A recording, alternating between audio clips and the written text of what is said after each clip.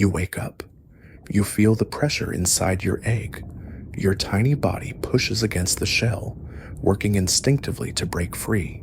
Around you, dozens of other eggs are doing the same thing. Some of your siblings have already hatched, their translucent bodies drifting in the water column like living specks of dust. Others are still struggling. Right above you, you see two orange and white silhouettes. They are your parents who have taken care of you tirelessly for a whole week so that you finally have the chance to hatch. Your egg finally cracks. The shell splits open and you slip out into the vast ocean. You're not much to look at right now. Your body is completely see-through, barely 3 millimeters long, with enormous eyes that take up most of your head. You don't have the bright orange and white stripes that adult clownfish are famous for. Instead, you're practically invisible, which is exactly what you need to survive. You can't swim properly yet. Your fins are too small and weak to control your movement, so you drift with the current. The ocean carries you wherever it wants, and you have absolutely no say in the matter. This is your larval stage, and it's going to be the most dangerous period of your entire life. Food is your first priority. You're born with a small yolk sac attached to your belly, and that's your only source of nutrition for the first few days. But that yolk doesn't last long. Soon you're going to need to hunt for yourself, and hunting when you're 3 millimeters long is no joke. Your first prey are microscopic creatures called copepods. They're tiny crustaceans that drift through the water, and they're everywhere. The problem is catching them. Your mouth is so small that you can only eat the tiniest copepods, and even then, you miss more often than you hit. You lunge forward with your mouth open, hoping to snag one, but most of the time you come up empty. When you do manage to catch something, it's usually because you got lucky. A copepod drifts too close to your mouth, and you snap it up before it can escape. The nutrition from that single microscopic creature keeps you alive for another few hours. Then you have to do it all over again. Everything in the ocean wants to eat you. Jellyfish drift through the water with their tentacles spread wide, ready to sting and consume anything they touch. Fish that seem impossibly large compared to your tiny body cruise through the water column, their mouths open, filtering out plankton and anything else they can find. That includes you. You don't have any defenses. You can't fight back, you can't hide, and you can barely swim. Your only protection is your transparency and your size. Most predators can't even see you, and those that can might not think you're worth the effort to catch. The current is both your enemy and your ally. It carries you away from food sources, but it also carries you away from predators. You drift for days, sometimes weeks, completely at the mercy of the ocean's movements. You have no idea where you're going or where you'll end up. As you grow, your body starts to change. Your fins get larger and stronger, giving you more control over your movement.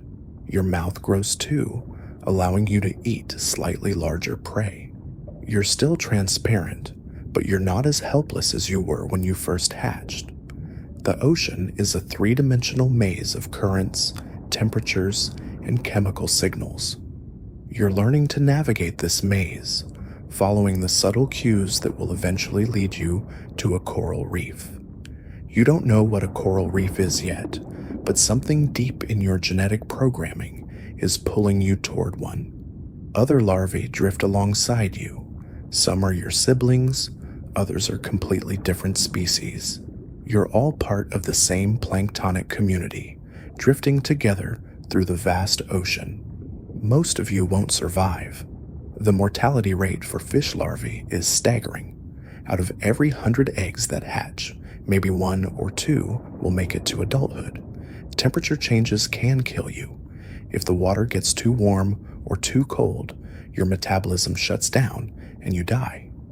Storms can scatter you across hundreds of miles of ocean. carrying you so far from suitable habitat that you'll never find your way back. Pollution can poison you. Even something as simple as a change in water chemistry can be fatal. You're getting bigger now, maybe 5 or 6 millimeters long. Your fins are more developed, and you can actually swim against weak currents. You're still transparent, but there are hints of color starting to appear.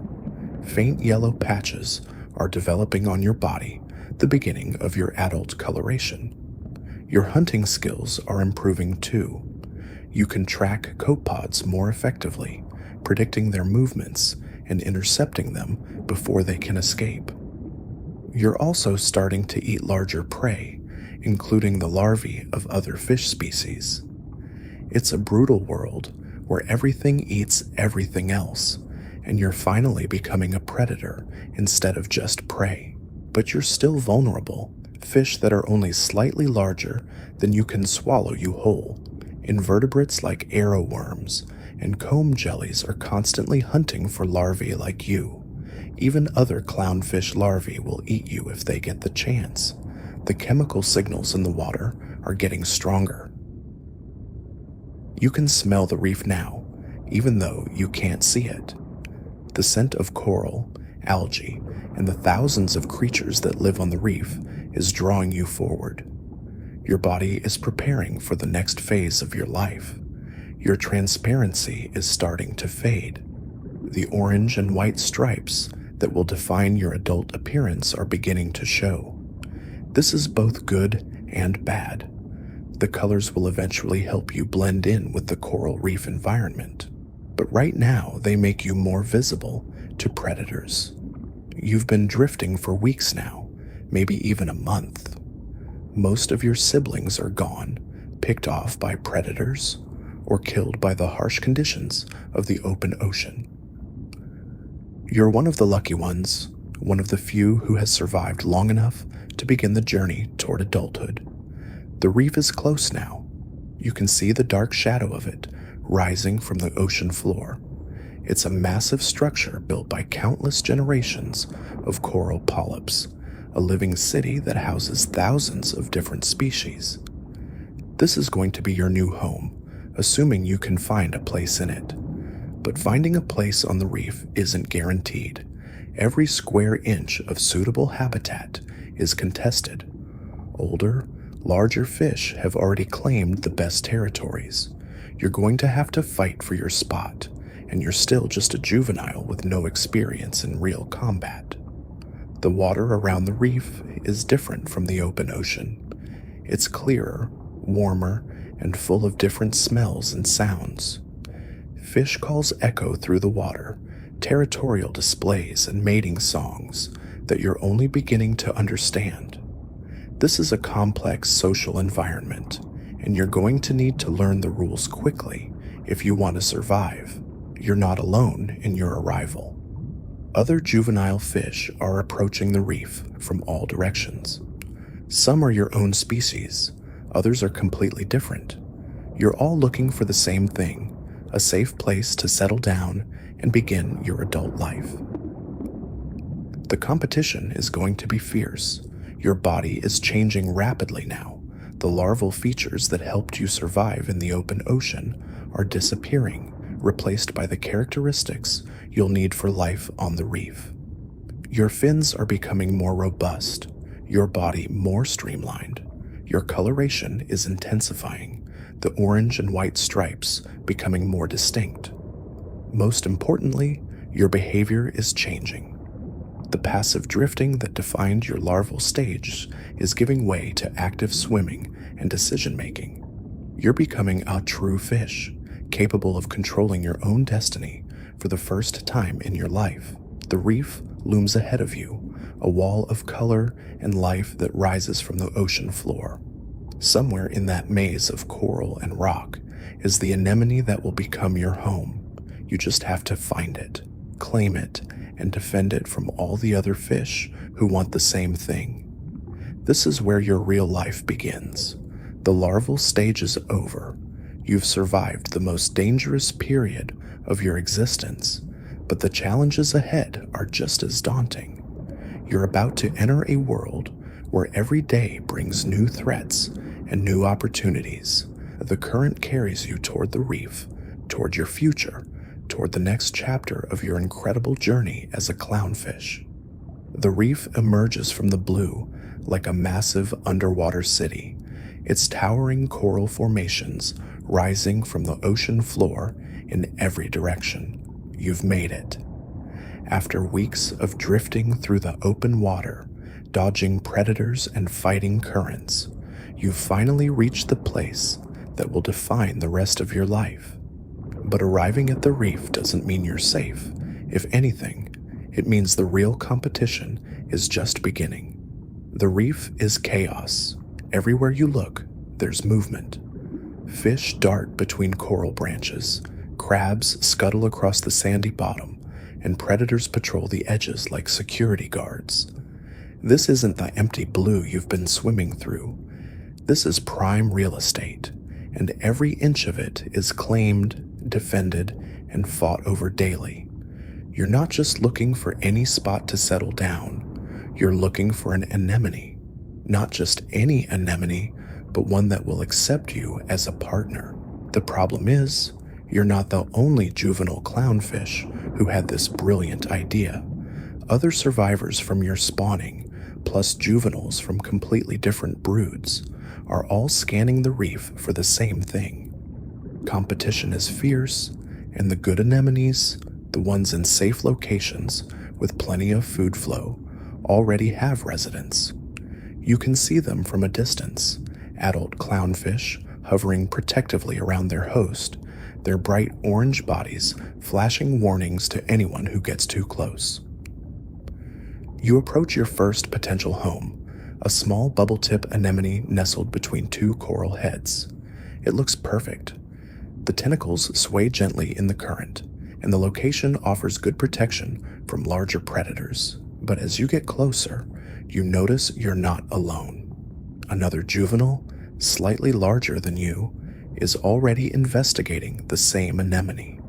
The two of you circle each other warily, each trying to assess whether the other is worth fighting.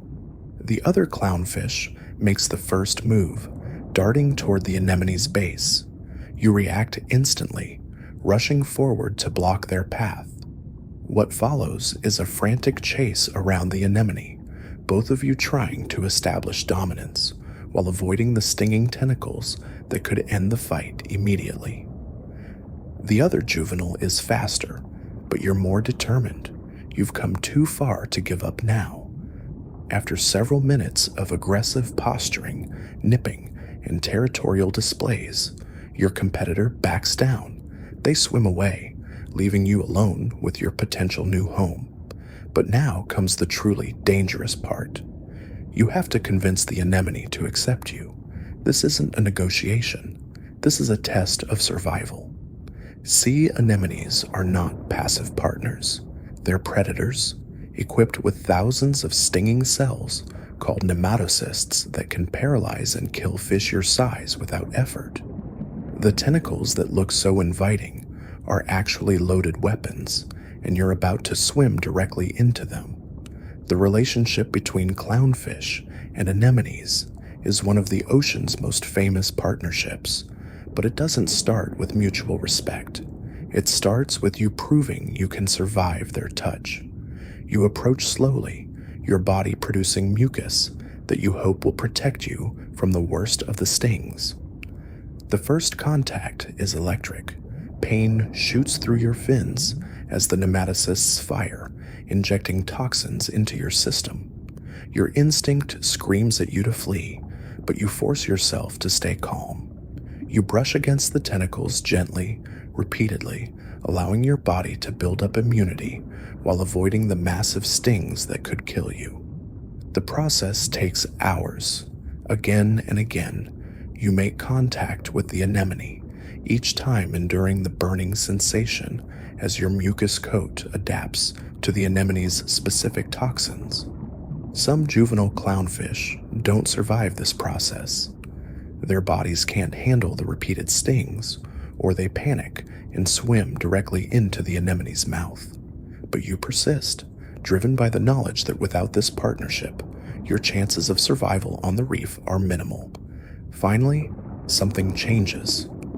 The stings become less intense, your mucus coat now perfectly matched to this particular anemone's chemistry.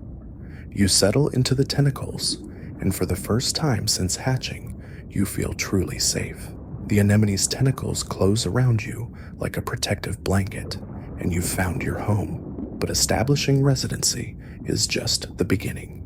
Living on the reef means adapting to an entirely new set of rules. The anemone provides protection, but you have to earn your keep. You become a cleaner, removing parasites and dead tissue from your host's body.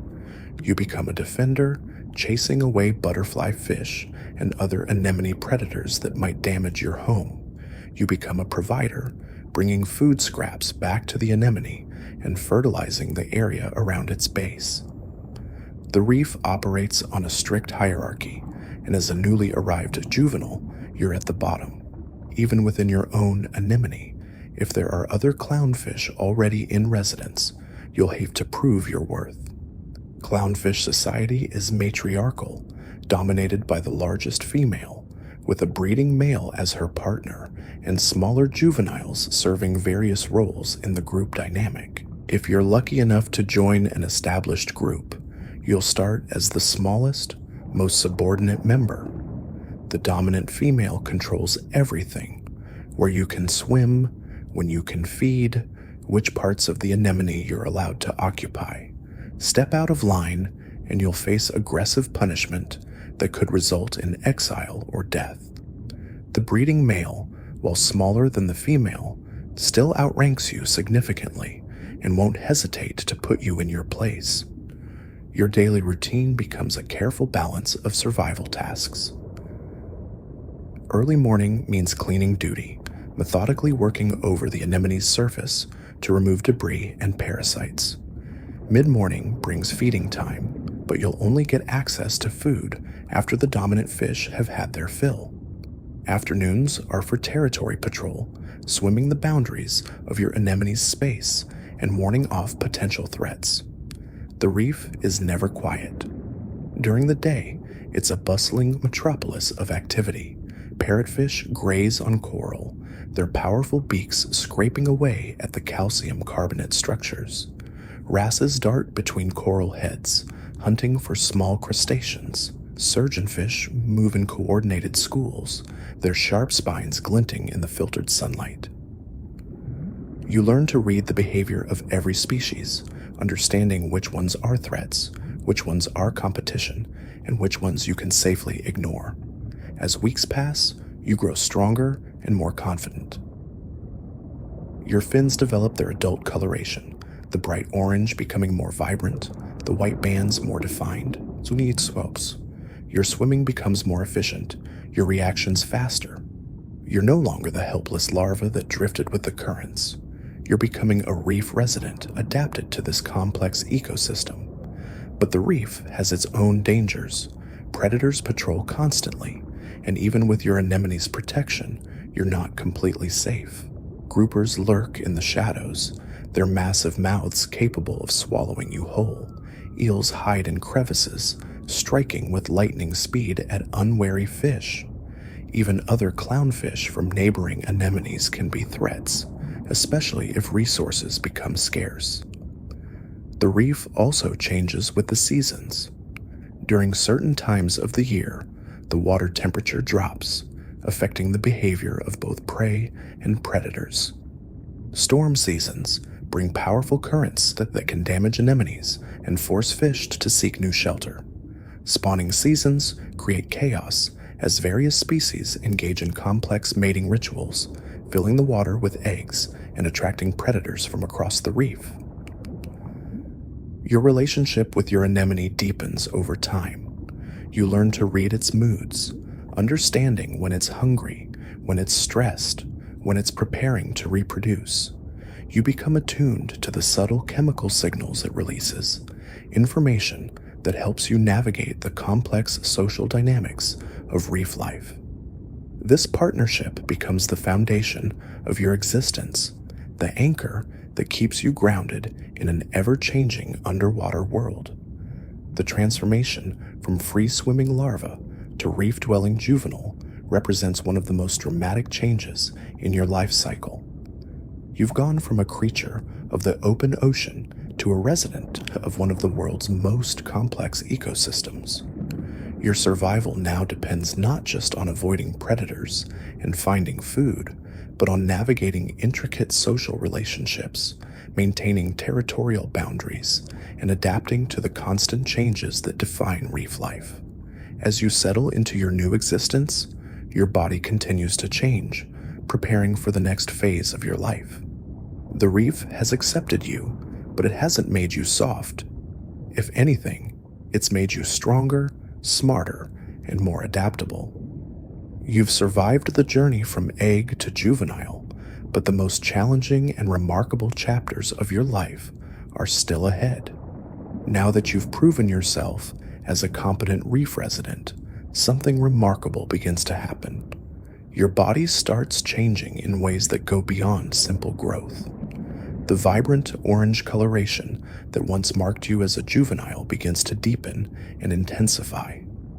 Those distinctive white stripes become more pronounced, creating sharp contrasts that signal your growing maturity.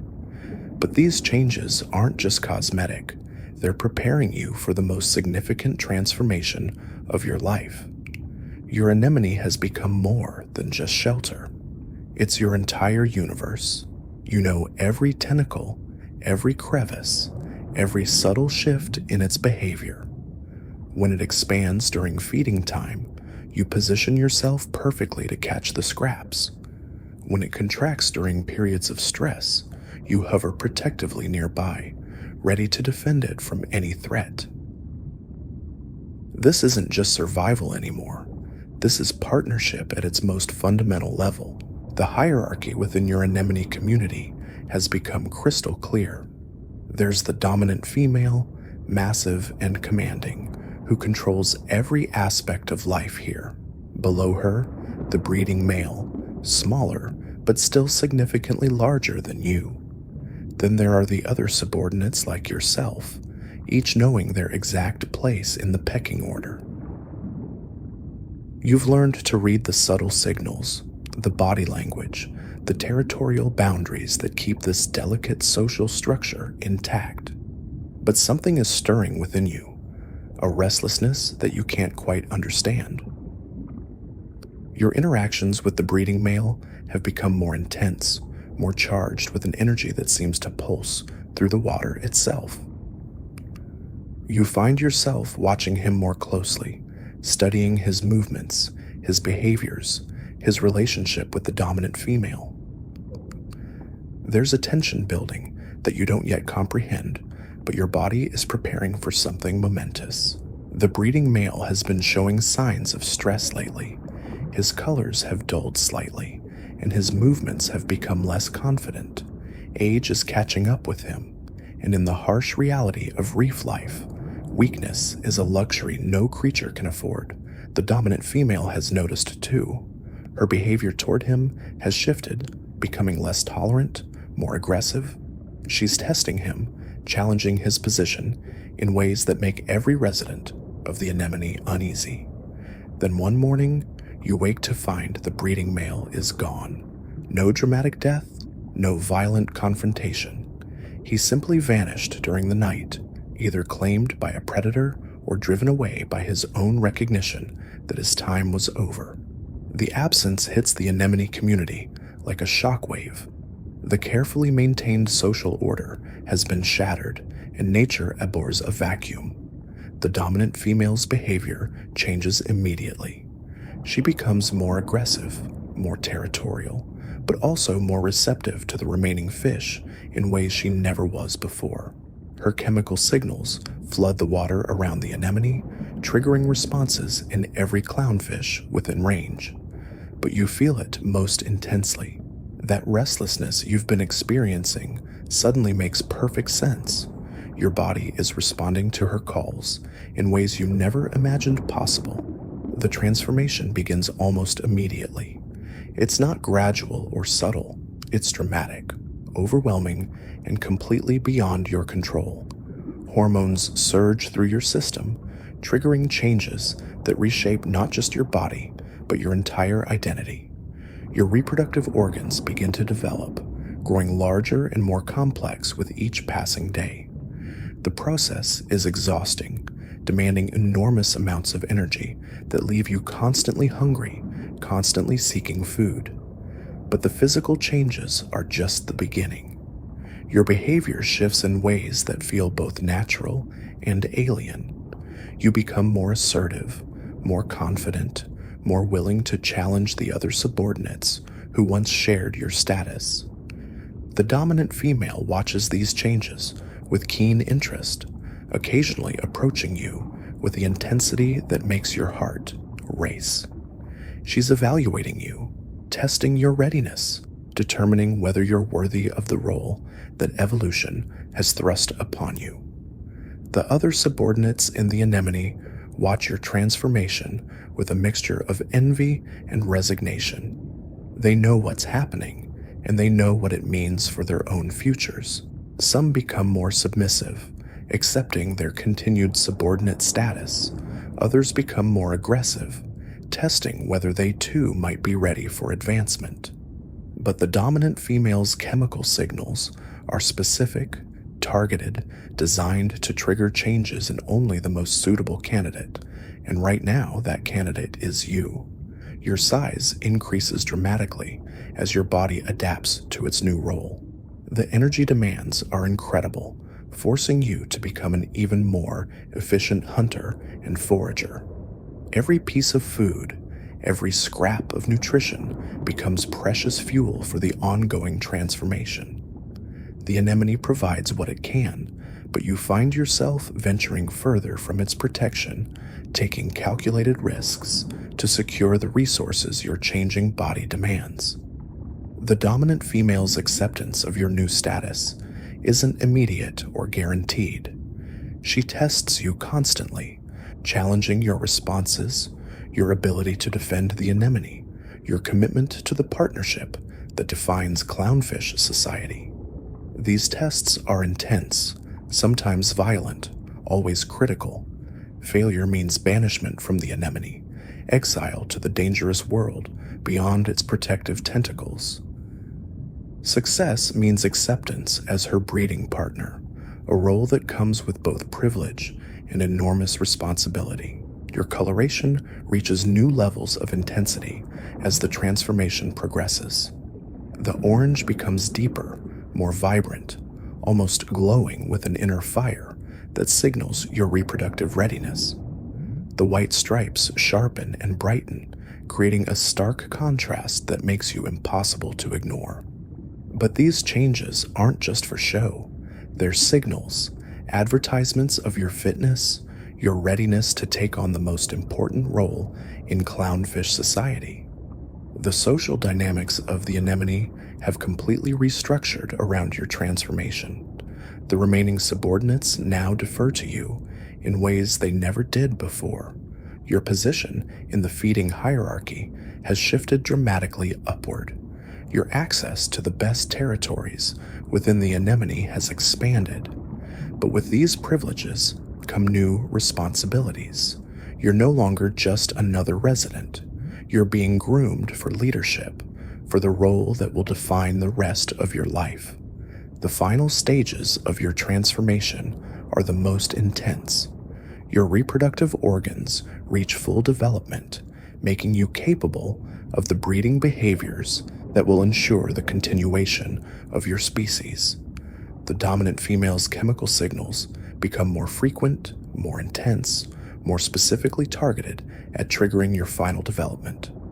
The water around the anemone becomes thick with pheromones, creating an atmosphere of anticipation and readiness. And then, one day, it's complete. You've successfully transformed from a subordinate juvenile into a fully functional breeding male. The dominant female approaches you with a new kind of recognition, acknowledging your changed status through behaviors and signals that confirm your acceptance. You're no longer just a resident of the anemone. You're its co-ruler, its protector, its partner in the ancient dance of reproduction that has sustained clownfish populations for millions of years. But even as you celebrate this achievement, you understand that this is not the end of your story. It's merely the beginning of a new chapter, one that will bring its own challenges, its own dangers, and its own remarkable transformations. The reef never stops testing its inhabitants, and your new role as a breeding male will demand everything you have to give. Your courtship dance has begun, and the stakes have never been higher. The dominant female watches your every move, her experienced eyes evaluating whether you're worthy of her attention. You position yourself just close enough to show interest, but far enough to avoid triggering her aggressive instincts. This isn't just about attraction, it's about survival and the future of your genetic line. The ritual starts with subtle displays. You flutter your fins in precise patterns, showing off the vibrant orange and white stripes that have fully developed across your body. Each movement is deliberate, designed to communicate your health and reproductive fitness.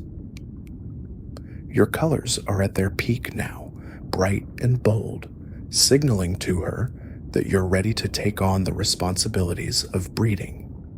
She responds with her own display, but it's different from yours. Her movements are more controlled, more powerful. She's testing you, pushing to see if you'll back down or hold your ground. You match her intensity without overstepping. This dance can last for hours, sometimes days, as both of you assess whether this partnership will work. The other males in the group watch from a distance. They know better than to interfere, but their presence adds tension to the moment. If you fail to impress her, one of them might get the chance you're about to lose. If you succeed, they'll have to wait for the next opportunity, which might never come. Your body language shifts as the courtship intensifies. You begin cleaning potential nesting sites, showing her that you're ready to prepare for eggs. This isn't just for show, it's instinctive behavior that proves your commitment to the breeding process. You scrape algae from the base of the anemone, clearing flat surfaces where eggs can be safely deposited. She joins you in examining the sites, her approval becoming more apparent with each passing hour. The two of you work together, testing different locations within the anemone's protective embrace. The chemistry between you is building, and the other fish in the area seem to sense that something significant is about to happen. The spawning cycle is controlled by lunar phases and water temperature. Your bodies are synchronized with these natural rhythms, and when the conditions are perfect, the process begins. She starts by depositing her eggs in neat rows on the cleaned surface, hundreds of tiny orange spheres that will become the next generation. Your role is immediate and crucial. As she lays each batch of eggs, you follow behind, fertilizing them with a cloud of sperm. This has to happen quickly because the eggs are vulnerable to predators and environmental factors. Other fish are already circling, drawn by the scent of fresh eggs in the water. The entire spawning process takes several hours, with both of you working in perfect coordination. She produces anywhere from 400 to 1,000 eggs, depending on her age and health. You fertilize every single one, ensuring that your genetic contribution is maximized. This is what your entire life has been building toward. Once the eggs are laid and fertilized, your responsibilities explode overnight. You become the primary caretaker, the guardian of the next generation.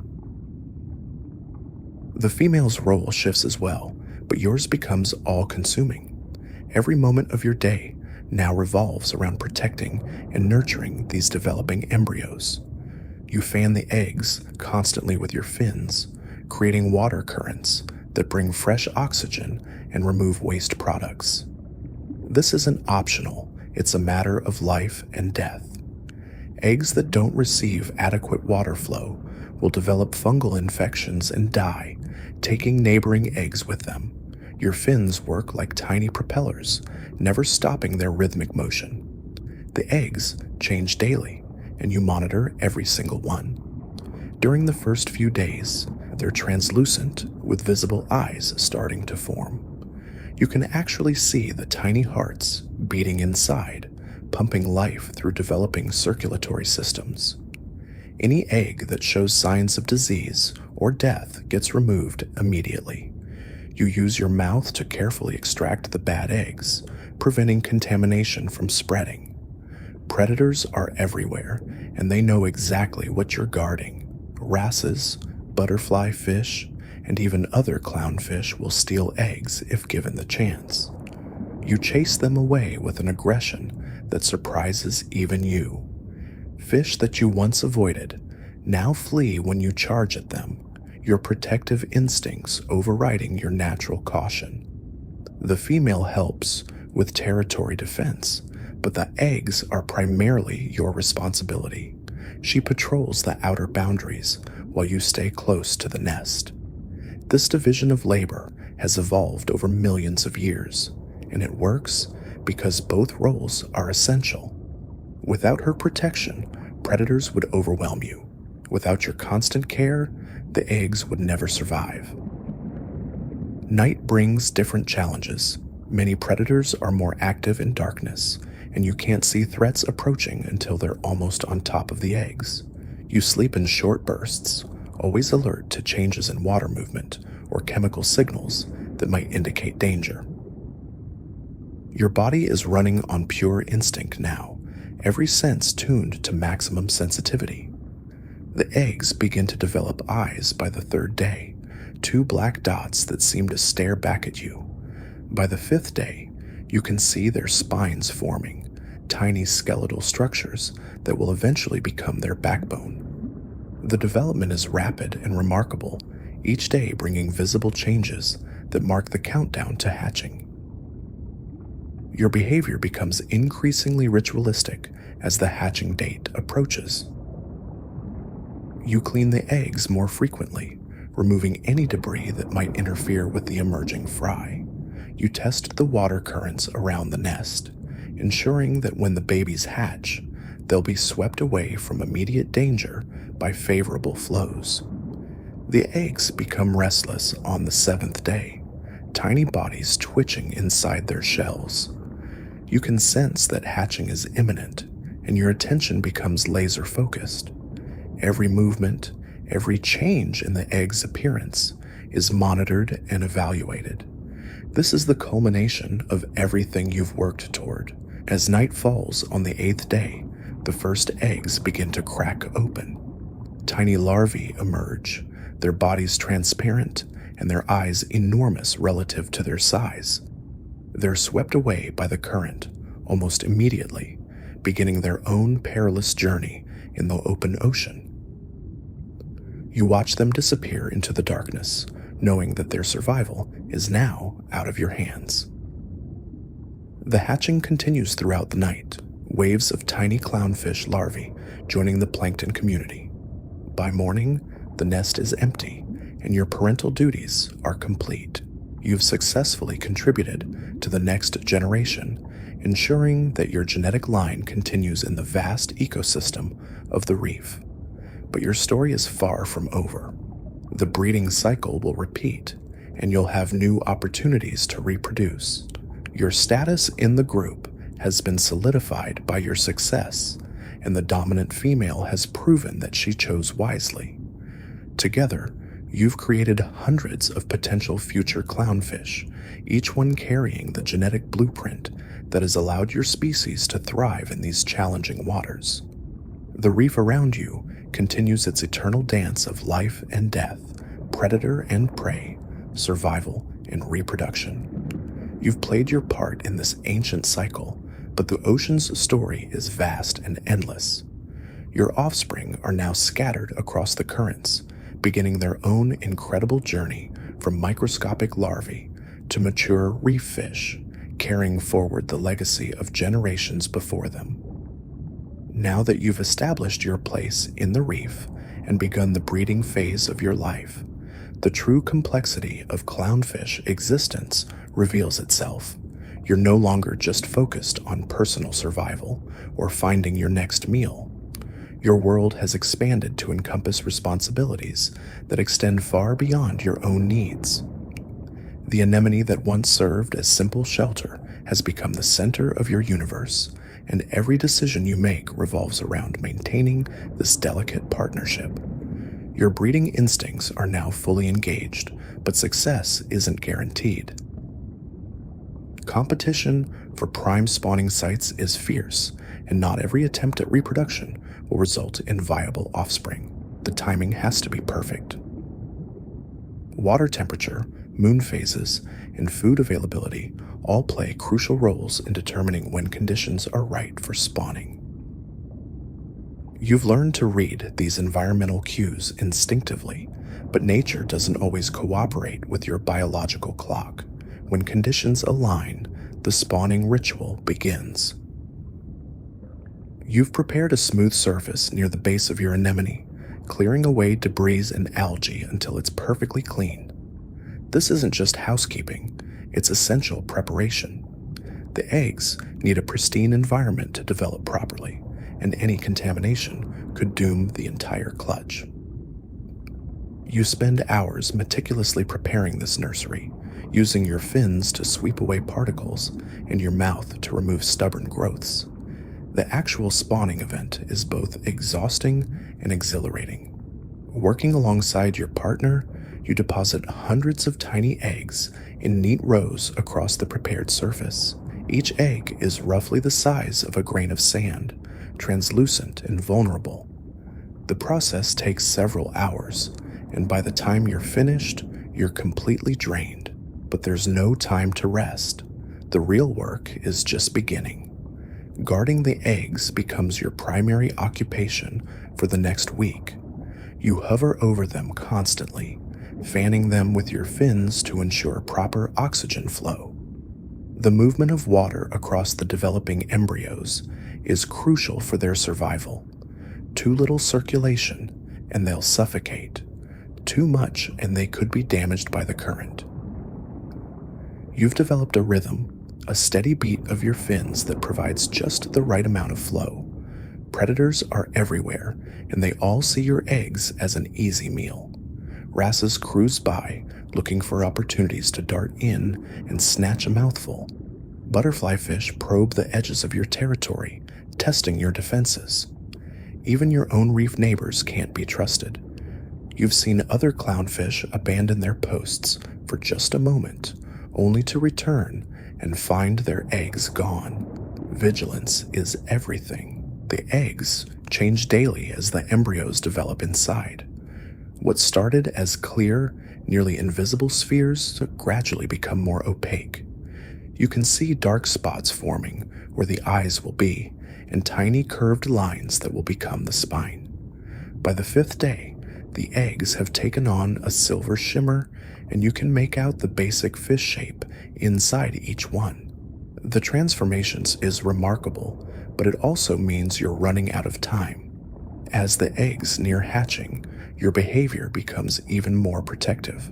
You barely leave them now, taking only the briefest breaks to grab foods. Your partner helps when possible, but much of the burden falls on you. The eggs are at their most vulnerable in these final days. The developing fry inside are active, moving within their shells, and this movement sometimes attracts the attention of predators who can sense the impending hatch. The night of hatching is chaotic. It usually happens in darkness, triggered by the lunar cycle and water temperature. One by one, the eggs begin to crack. Tiny transparent larvae emerge, each no bigger than a grain of rice. They're barely recognizable as fish, more like living specks of jelly with oversized eyes. Within minutes of hatching, they're swept away by the current, beginning their own perilous journey in the open ocean. Watching your offspring disappear into the darkness is both heartbreaking and natural. You've done everything possible to give them the best start, But from this point forward, they're on their own. The vast majority won't survive their larval stage. Those that do will face the same challenges you once did, drifting in the open ocean, avoiding predators, and eventually finding their way back to a reef. The cycle begins again almost immediately. Within days of one spawn hatching, you're already preparing for the next. Your reproductive cycle is tied to the lunar calendar, and if conditions remain favorable, you could spawn every 2 weeks throughout the breeding season. Each clutch represents another chance to pass on your genes, another opportunity to contribute to the next generation. But breeding success depends on more than just your efforts. The health of your anemone is crucial. A stressed or unhealthy anemone won't provide the stable environment needed for successful reproduction. You've learned to read the signs of anemone distress, closed tentacles, pale coloration, or unusual behavior. When your anemone is struggling, your reproductive success plummets. Environmental factors beyond your control also play a major role. Water temperature fluctuations can delay spawning or cause developing eggs to fail. Changes in water chemistry, often caused by pollution or runoff from nearby land, can be devastating. You've witnessed entire reef sections where reproduction has virtually stopped due to environmental stress. The social dynamics of your reef community also affect your breeding success. Territorial disputes don't stop during spawning season. If anything, they become more intense as space and resources become even more precious. You've had to defend your territory while simultaneously caring for eggs, an exhausting combination that tests your limits. Other clownfish pairs are going through the same process, and competition for the best spawning sites is constant. Prime locations, those with the healthiest anemones and the most protection from predators, are fiercely contested. You've fought to maintain your position, but you've also seen established pairs displaced by younger, more aggressive competitors. The reef itself is changing around you. Coral bleaching events, caused by rising water temperatures, have transformed sections of your habitat. Some areas that were once thriving spawning grounds are now barren, the corals reduced to white skeletons. You've had to adapt, finding new routes through your territory and adjusting to the altered landscape. Despite these challenges, successful reproduction brings its own rewards. The brief moments when everything aligns perfectly, when your eggs develop successfully and hatch under ideal conditions, validate all your efforts. You've contributed to the continuation of your species, passing on the genetic traits that allowed you to survive and thrive in this demanding environment. Your experience as a breeding adult has taught you lessons that extend beyond reproduction. You've learned to balance multiple priorities simultaneously, to make quick decisions under pressure, and to persist through setbacks. These skills serve you well in all aspects of reef life, from foraging to territorial defense. The reef community has also shaped your breeding behavior. You've observed the successes and failures of other clownfish pairs, learning from their experiences. The older, more experienced fish have shown you techniques for egg care and territory defense that you've incorporated into your own approach. This accumulated knowledge, passed down through generations, is part of what makes your species so successful. As you continue through your breeding years, each spawning cycle adds to your expertise. You become better at reading environmental cues, more efficient at territory defense, and more skilled at egg care. Your success rate improves, and you begin to contribute more significantly to the next generation of clownfish. But the challenges never disappear entirely. The reef is a dynamic environment, constantly changing and presenting new obstacles. Your ability to adapt and overcome these challenges will determine not just your reproductive success, but your long-term survival in this complex underwater world. As the weeks stretch into months, your body begins to change in ways that signal the approach of your ultimate transformation. Your fins grow stronger, your colors deepen further, and something profound shifts within your internal systems. The juvenile phase is ending, and with it comes the most dramatic change of your entire existence. You've been living as what appears to be a male, but that's about to change completely. Your body starts producing different hormones, triggering a cascade of biological alterations that will reshape not just your appearance, but your entire role in the social structure. Your reproductive organs begin to shift, developing the capacity to produce eggs instead of sperm. Your body grows larger, your colors become more vibrant, and your behavior transforms from submissive to dominant. This isn't a gradual change. It's swift and decisive. Within weeks, you've become the breeding female of your group, the largest and most aggressive fish in your small community. The transformation is so complete that any newcomer would never guess you once occupied the bottom of the social hierarchy. With your new status comes new responsibilities. You're no longer just defending a small territory around your anemone. You're now responsible for the entire group's survival and reproduction. Your aggressive displays become more pronounced, your territorial boundaries expand, and your relationship with your anemone deepens into something almost symbiotic. The change affects every aspect of your daily routine. Where you once spent your time foraging in the safer areas close to the anemone's base, you now patrol the entire territory with confidence. Your diet shifts as well. You're larger now, capable of taking on bigger prey, and your hunting strategies become more sophisticated. Your relationship with the anemone becomes more complex too.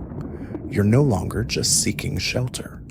You're actively contributing to its health and well-being. You remove parasites from its tentacles, chase away predators that might harm it, and even bring it food occasionally. In return, the anemone provides you with the perfect base of operations for your expanded territory. The other fish in your group now defer to you completely.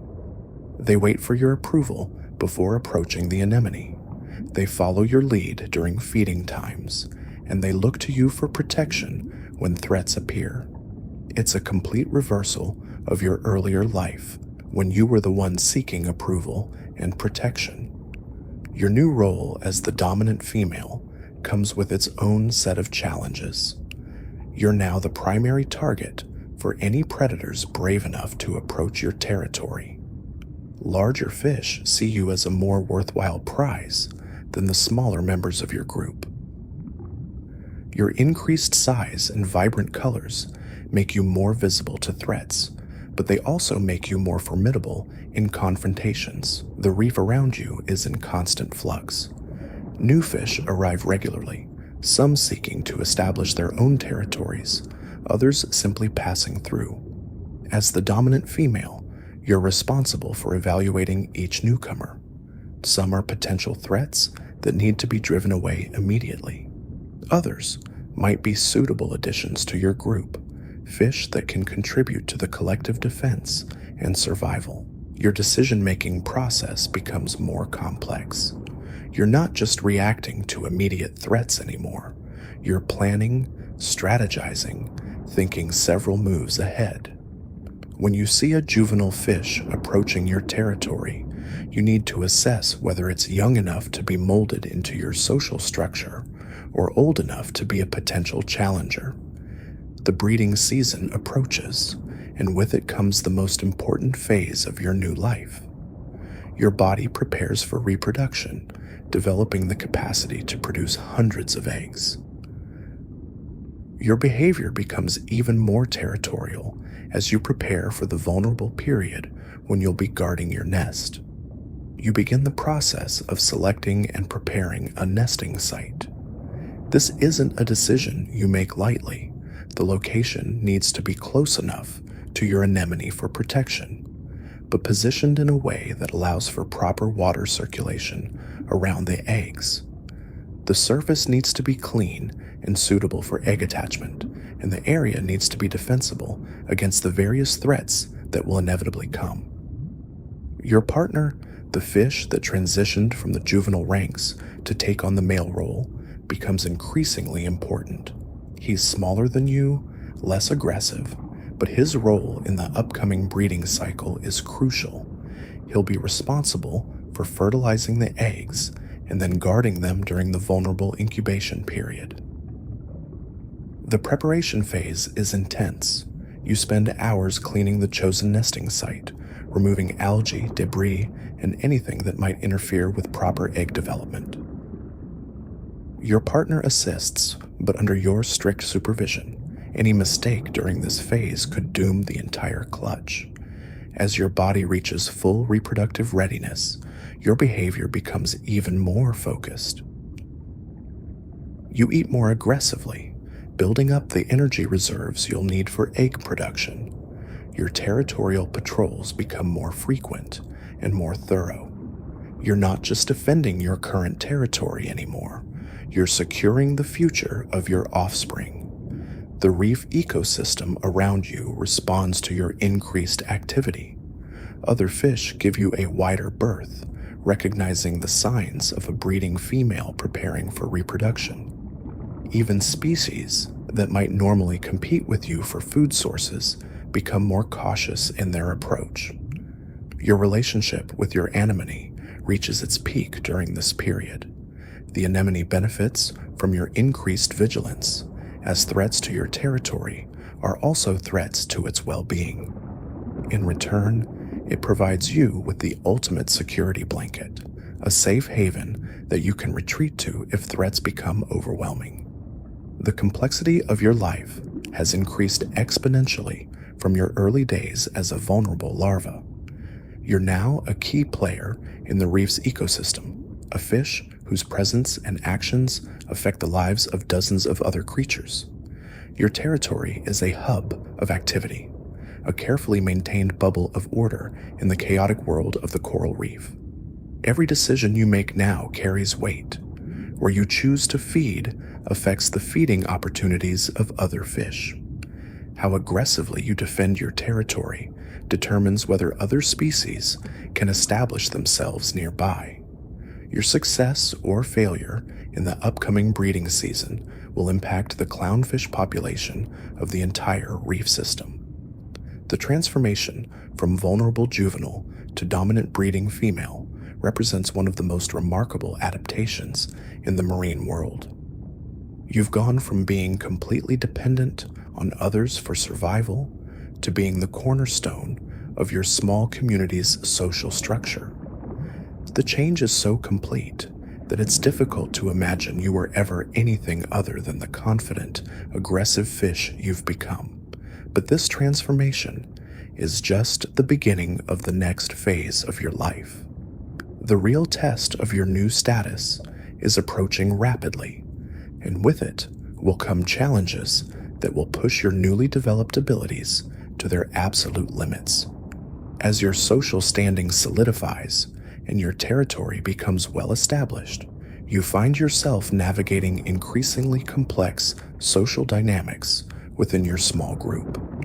The hierarchy that once seemed so important during those early days of establishing dominance now operates with a subtle efficiency that governs every interaction. You've learned to read the micro-signals, the slight shifts in posture, the duration of eye contact, the way another clownfish positions itself near the anemone's base. These aren't just social niceties anymore. They're survival mechanisms that determine who eats first, who gets the prime sleeping spots, and who faces the greatest risk when predators appear. Your relationship with the anemone has evolved into something far more sophisticated than simple shelter. You've become part of its ecosystem, a living extension of its hunting apparatus. When small fish venture too close, you've learned to use the anemone's deadly tentacles as a weapon, herding prey directly into the stinging embrace while remaining perfectly safe yourself. The anemone benefits from your scraps and waste, while you gain not just protection, but an active hunting partner. This symbiosis has made you a more effective predator, capable of taking down prey that would have been impossible to handle alone. The reef around you pulses with constant activity, and you've developed an intricate understanding of its rhythms. You know when the cleaning stations will be busiest, when the territorial damselfish will be most aggressive, when the groupers will emerge from their hiding spots. This knowledge isn't academic, it's practical intelligence that keeps you alive and well-fed. You've learned to time your foraging expeditions to avoid the peak hunting hours of larger predators, to recognize the subtle changes in water movement that signal an approaching storm, to identify the chemical signatures that indicate disease or parasites in other reef inhabitants. Your hunting techniques have become increasingly sophisticated. You no longer simply grab whatever food drifts by. Instead, you've developed specialized strategies for different types of prey. For fast-moving copepods, you've learned to predict their erratic movements and strike where they're going to be rather than where they are. For algae and organic matter, you've developed efficient scraping techniques that maximize nutrition while minimizing energy expenditure.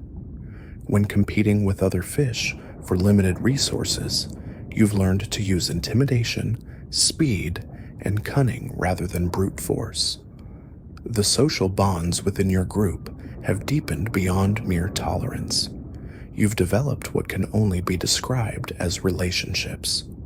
There's the subordinate, who always seems to know where the best food is hidden, the one who's particularly good at spotting predators, the one who's most aggressive in defending the territory. These aren't just random fish sharing space. They're individuals with distinct personalities, strengths, and weaknesses. You've learned to coordinate with them, to anticipate their behaviors, to work together when facing threats that no single fish could handle alone. Reproduction has become a more complex affair as well. The simple spawning cycles of your younger days have given way to elaborate courtship rituals and careful mate selection. You've learned to assess not just immediate reproductive potential, but long-term partnership compatibility. The health of your offspring depends not just on successful fertilization, but on the quality of parental care, the security of the territory, and the stability of the social group. You've seen too many clutches fail because of poor timing, inadequate nest sites, or social disruption to take these decisions lightly. Your role in the reef ecosystem has expanded beyond your immediate group. You've become part of the complex web of relationships that keeps the entire system functioning. You serve as prey for larger predators, helping to support the food chain above you. You control populations of smaller organisms through your feeding activities. You participate in the complex chemical communications that coordinate behavior across species. You've even developed relationships with other species, learning to recognize the cleaner fish that can remove parasites, the gobies that share information about predator movements, the crabs that help maintain the health of your anemone. The reef itself has become your extended body. You know every crevice, every coral formation, every hiding spot within your expanded territory. You've memorized the locations of the best feeding areas, the safest routes between different zones, the emergency shelters that can save your life when larger predators appear. This intimate knowledge of your environment has become second nature, allowing you to navigate with unconscious precision, even in conditions of poor visibility or high stress. Your survival skills have reached their peak. You can detect predators from subtle changes in the behavior of other fish, from barely perceptible shifts in water movement, from chemical cues so faint they're almost non-existent. You've learned to distinguish between serious threats and false alarms, to calibrate your responses to match the level of danger. You know when to hide, when to flee, when to fight, and when to rely on the protection of your group or your anemone. The reef around you is constantly changing, and you've learned to adapt to these changes with remarkable flexibility. When storms reshape the coral formations, you quickly learn the new geography. When seasonal changes alter the availability of food sources, you adjust your feeding strategies accordingly. When new predators or competitors arrive, you modify your behavior to account for these new threats.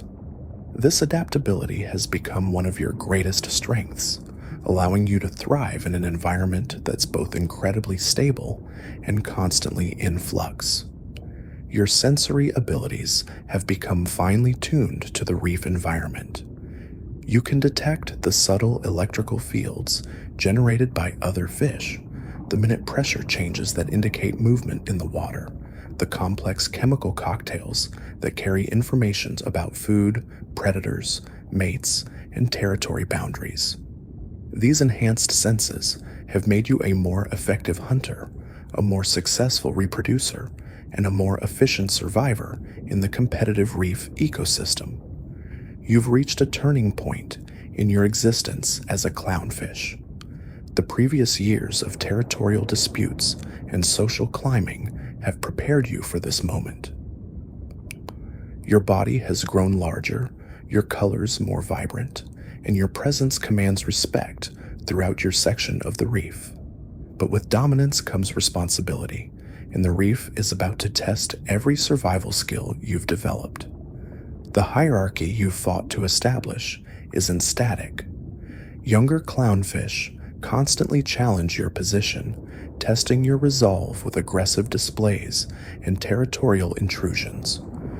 You respond with calculated aggression, never wasting energy on unnecessary confrontations, but never backing down when your status is truly threatened. Each interaction reinforces your place in the social order, but it also drains your resources and demands constant vigilance. Your relationship with the anemone has evolved into something more complex than simple symbiosis. You've learned to read its moods, recognizing when it's feeding, when it's stressed, and when it's most receptive to your presence.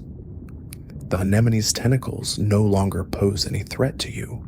Instead, they've become your most reliable refuge, a living fortress that moves and breathes with the rhythm of the reef.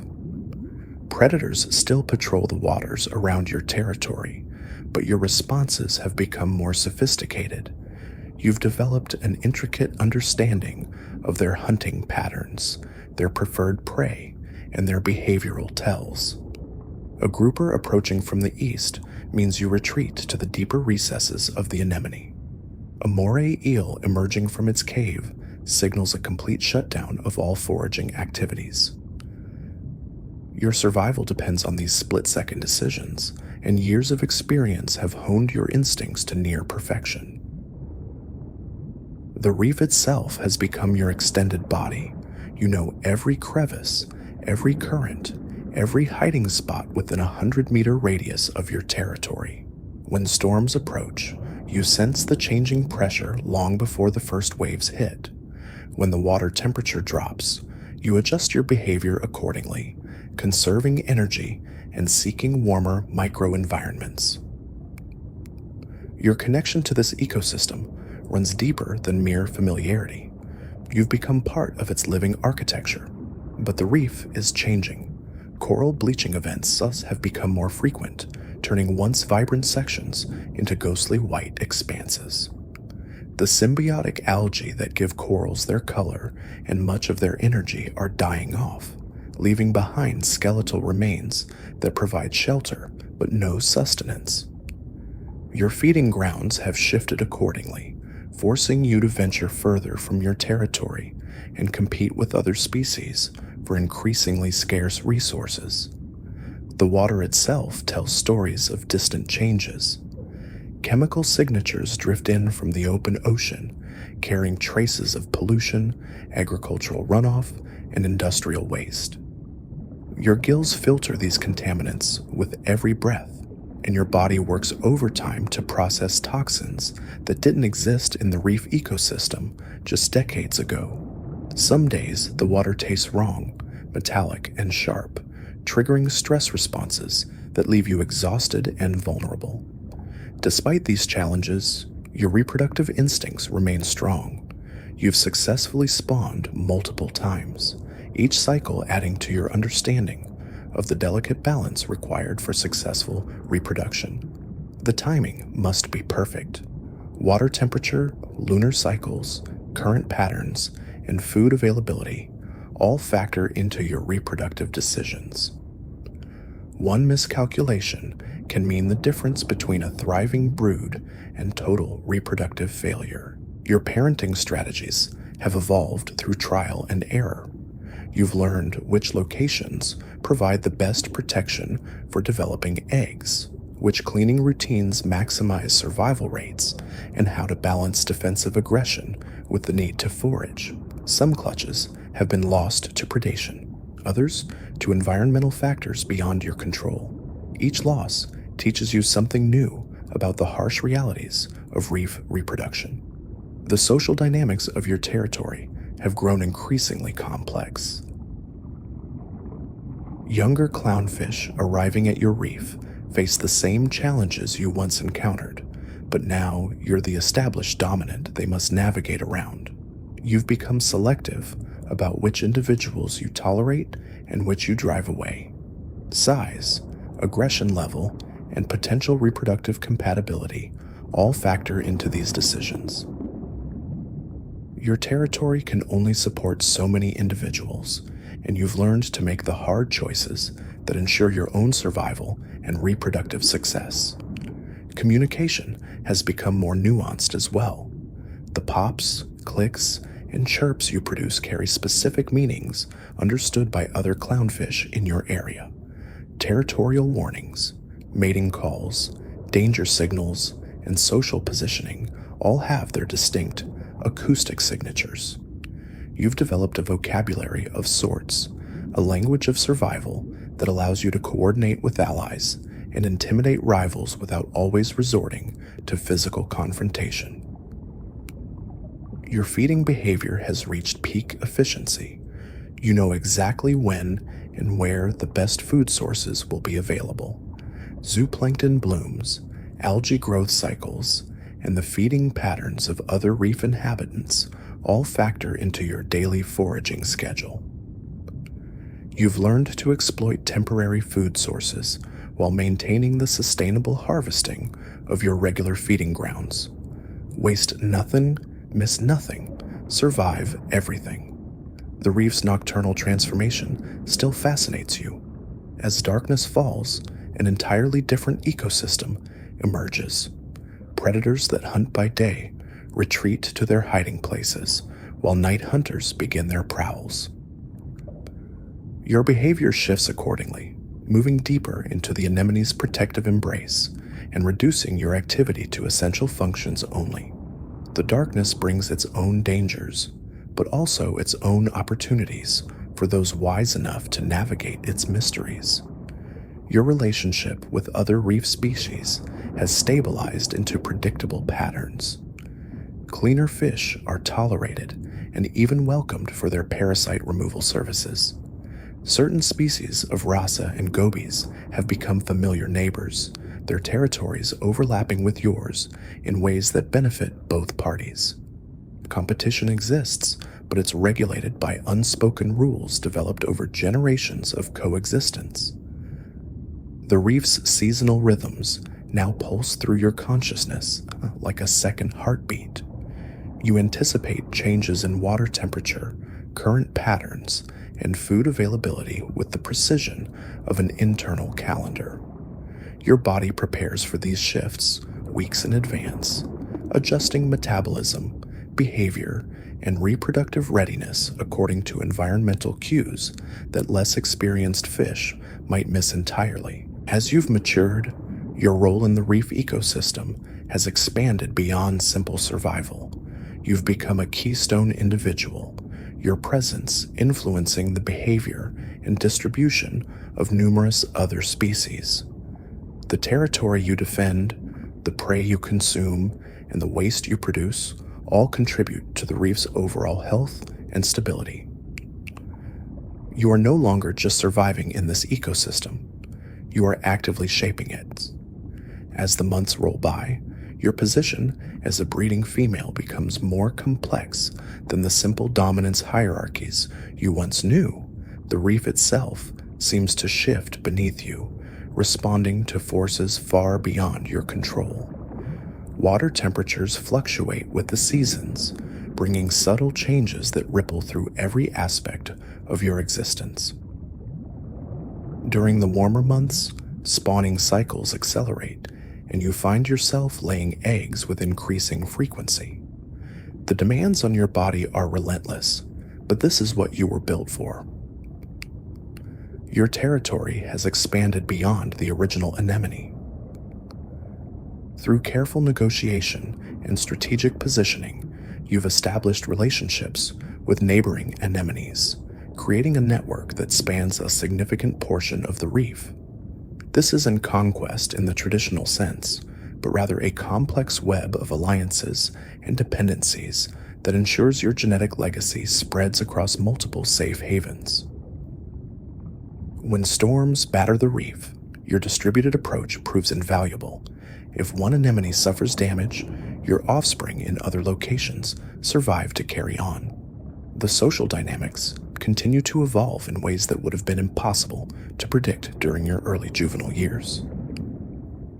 Younger clownfish arrive regularly, drawn by the stability and success of your established territory. Some integrate seamlessly into the existing hierarchy, while others challenge the established order. You've learned to read these newcomers with remarkable precision, identifying potential threats before they fully manifest, and recognizing valuable additions to your community before they even realize their own worth. Your relationship with the reef's other inhabitants has deepened considerably. The cleaner fish that once seemed like distant neighbors now form part of your extended social network. You've observed their behaviors, learned their schedules, and incorporated their services into your daily routine. When parasites threaten your health, you know exactly which cleaner stations to visit and how to communicate your needs effectively. This isn't mere instinct anymore. It's learned behavior refined through years of experience. The predator landscape has shifted as well. The threats that once terrified you as a juvenile now feel manageable, not because they've become less dangerous, but because your understanding of their behavior has grown exponentially. You can predict when the larger fish will hunt, where they prefer to strike, and how to position yourself and your community to minimize risk. This knowledge isn't just personal survival insurance, it's leadership. The other fish in your territory look to you for guidance, and your decisions directly impact their survival rates. Environmental changes bring new challenges that test your adaptability in unexpected ways. Coral bleaching events, triggered by rising water temperatures, transform your familiar landscape into something alien and hostile. The vibrant colors fade to ghostly white, and the complex hiding places you've relied on for years begin to crumble. During these periods, your role shifts from territorial manager to crisis coordinator. You must guide your community through resource scarcity, identify alternative shelter options, and maintain social cohesion when the very foundation of your world becomes unstable. Your spawning behavior has evolved into something almost ritualistic. The courtship displays that once seemed like simple biological imperatives now carry layers of meaning and communication that extend far beyond reproduction. You use these displays to reinforce social bonds, demonstrate your continued dominance, and even negotiate territorial boundaries with neighboring groups. The The male who tends your eggs has become more than a reproductive partner. He's your primary lieutenant in managing the increasingly complex social and environmental challenges your territory faces. The arrival of new species disrupts established patterns in ways that demand constant adaptation. Climate change and human activity introduce fish that don't belong in your traditional ecosystem, and their presence creates ripple effects that touch every aspect of reef life. Some newcomers compete directly for resources, while others alter the behavioral patterns of existing species in subtle but significant ways.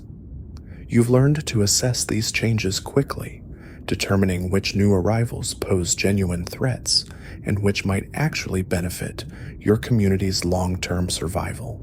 Your memory has become a repository of reef history.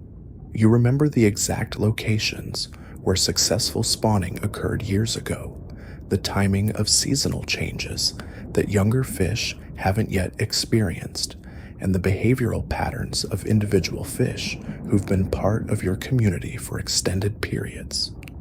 This accumulated knowledge makes you invaluable, not just as a leader, but as a living library of survival information.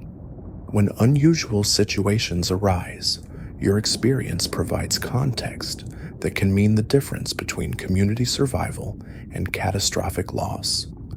The physical demands of your position have intensified rather than decreased with age.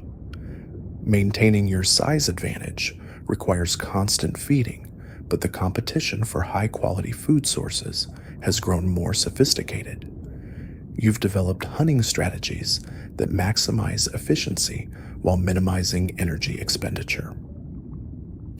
Your understanding of current patterns, feeding schedules of prey species, and optimal hunting locations has reached a level of precision that borders on scientific. Every calorie consumed serves multiple purposes, supporting not just your own survival, but your ability to maintain dominance and continue reproductive success.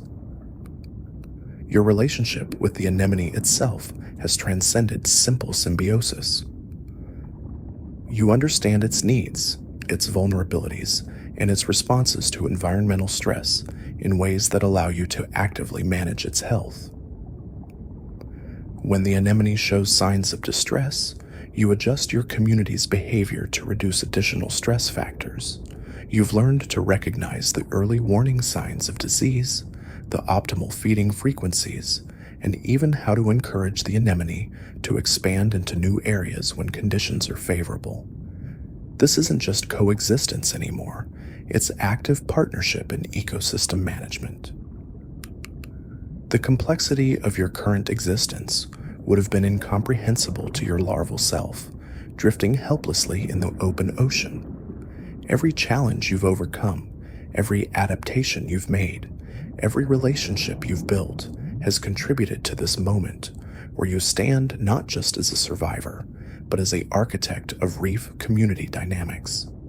Your influence extends far beyond your immediate territory, affecting the behavior patterns, survival rates, and reproductive success of countless other organisms. You've become a keystone individual in a keystone species, and the reef itself is different because of your presence. As the seasons continue their ancient dance, your body begins responding to signals that have been building for months.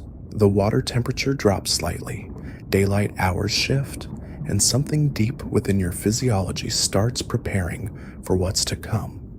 You've been the dominant female for years now, successfully breeding multiple times, but the reef ecosystem doesn't pause for anyone. Changes are happening all around you, and your body is starting to feel the weight of countless breeding cycles, territorial battles, and the constant stress of maintaining your position. Your movements aren't quite as sharp as they once were. The quick darts between anemone tentacles that used to be effortless now require more concentration. Your coloration, once brilliant and commanding, shows subtle signs of wear. The younger fish in your group are growing bolder, testing boundaries that were once absolute. You still assert your dominance, but it takes more energy than it used to. The reef doesn't care about your past accomplishments. It only cares about what you can do right now. Your appetite starts changing too. The hunting patterns that served you well for years suddenly feel less satisfying. You find yourself spending more time near the anemone, less time patrolling the outer edges of your territory. The copepods and small crustaceans that once seemed abundant now require more effort to catch. Your body is starting to slow down, though your instincts remain sharp. You can still read the reef's moods, still sense approaching storms, still know when predators are near, but executing those responses is becoming more challenging. The anemone relationship that has been your lifeline for so long starts shifting as well. Your host anemone has its own life cycle, its own needs, and it's been supporting your family group for years. The tentacles that once seemed infinite now feel more precious. You spend more time nestled deep within them, using less energy on aggressive displays. The younger clownfish in your group start taking on more of the active defense duties. It's not a conscious decision, more like a natural transition that happens gradually day by day. Your last breeding season approaches, though you don't know it yet. The water temperatures are perfect, the moon phases align just right, and your body musters the energy for one final reproductive effort. The eggs you produce this time are smaller in number, but still viable. You guard them with the same fierce dedication you've always shown, but the constant vigilance is exhausting. Your mate, now an experienced male, takes on more of the protection duties. The role reversal is subtle but significant. The eggs hatch successfully, and the larvae drift off into the current just as countless others have before. You watch them disappear into the vast ocean, your final genetic contribution to the reef's future. Some will survive, some won't. That's always been the reality, but this time there's a finality to it that echoes through your aging body. You've done what evolution designed you to do. You've passed on your genes, defended your territory, and maintained the delicate balance that keeps the reef ecosystem functioning. As the weeks pass, your energy levels continue declining. The constant swimming that once felt natural now requires deliberate effort. Your feeding becomes less frequent, more selective. The younger fish in your group start making decisions that would have been yours to make. Territory boundaries that you once defended aggressively now seem less important. The reef is changing, your family group is changing, and you're changing with it. Your breathing becomes more labored. The efficient gill movements that once extracted oxygen effortlessly from the water now work harder for the same result. You spend longer periods resting among the anemone tentacles, conserving energy for the essential tasks of survival. The vibrant social interactions that once defined your days become simpler, more focused on basic needs: food, shelter, safety. The complex hierarchies and territorial disputes that once consumed your attention fade into background noise. The reef continues its eternal rhythms around you. New clownfish arrive, establish territories, form breeding pairs. The cycle you've been part of for years continues without pause. Your anemone hosts new families, provides shelter for new generations. The coral formations you've defended continue growing, continue providing habitat for countless species. The ecosystem that shaped your entire existence keeps functioning, keeps adapting, keeps thriving. Your movements become more deliberate, more economical. Every action serves a purpose. Every bit of energy gets allocated carefully. You still respond to threats, still protect your immediate territory, but the scope has narrowed. The vast domain you once controlled now feels less important than the small safe space around your anemone. This isn't defeat, it's adaptation. Your body is making the adjustments necessary to maintain life as long as possible. The younger clownfish watch you, learning from your experience, even as they prepare to take over your responsibilities. The knowledge you've accumulated over years of reef life, the understanding of currents and predators and seasonal changes, gets passed on through behavior and example. Your legacy isn't just genetic, it's educational. The survival strategies you've developed, the territorial boundaries you've established, the relationships you've built with other reef species, all of this becomes part of the reef's collective memory. Your final days are spent in the familiar embrace of your anemone, surrounded by the family group you've protected and nurtured. The tentacles that have been your home for so long continue providing shelter, continue offering protection. Your breathing slows, your movements become minimal, but you're still part of the reef's living tapestry. The ecosystem that gave you life continues around you, sustained by the countless interactions and relationships you've been part of. When your time finally comes, it happens peacefully among the swaying tentacles. Your body, which has served you so well through countless challenges, simply stops. The reef doesn't pause to mourn, but it also doesn't forget. The territory you defended becomes home to new clownfish. The anemone you protected continues hosting new families. The offspring you produced continue the ancient cycle of life, death, and renewal that keeps the reef ecosystem thriving across generations. Your individual story ends, but the larger story continues. The reef ecosystem you've been part of remains vibrant and complex, shaped by millions of individual lives like yours. Each clownfish that has ever lived has contributed to this ongoing narrative, this incredible testament to life's persistence and adaptability.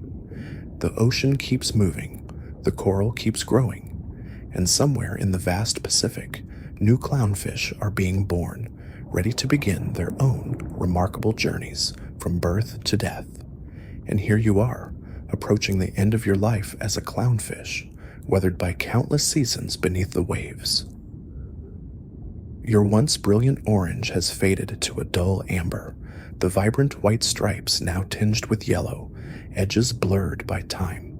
The anemone that has been your home for years still pulses around you, but even its familiar embrace feels different now. Your movements are slower, more deliberate, each fin stroke requiring conscious effort, where once everything flowed with effortless grace. The territory you've defended for so long feels vast around your aging body. Swimming from one end to the other, a journey you once completed in seconds now takes minutes. Your gills work harder to extract oxygen from the water, and the constant current that once energized you now feels like resistance pushing against your tired frame. But you're still here, still the dominant female of your anemone, still the matriarch whose presence shapes the lives of everyone in your small coral kingdom. Your mate circles nearby, his own movements showing the weight of years. Together, you've weathered storms that scattered coral across the reef, survived the bleaching events that turned your world ghostly white, and endured the lean seasons when food was scarce and competition fierce. The scars on your body tell stories of battles fought and won, of close calls with predators, of the relentless struggle that has defined every moment of your existence. The younger fish in your territory watch you with a mixture of respect and anticipation.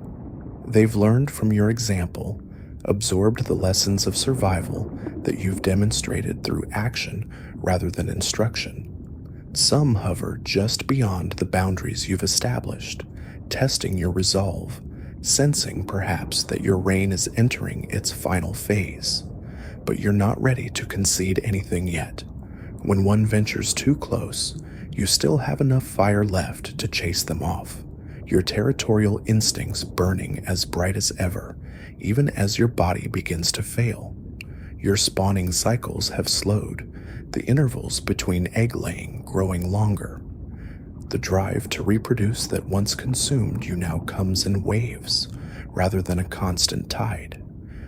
When the urge does strike, you and your mate still perform the ancient ritual, still clean the rocky surface with methodical precision, still engage in the courtship dance that has remained unchanged for millions of years.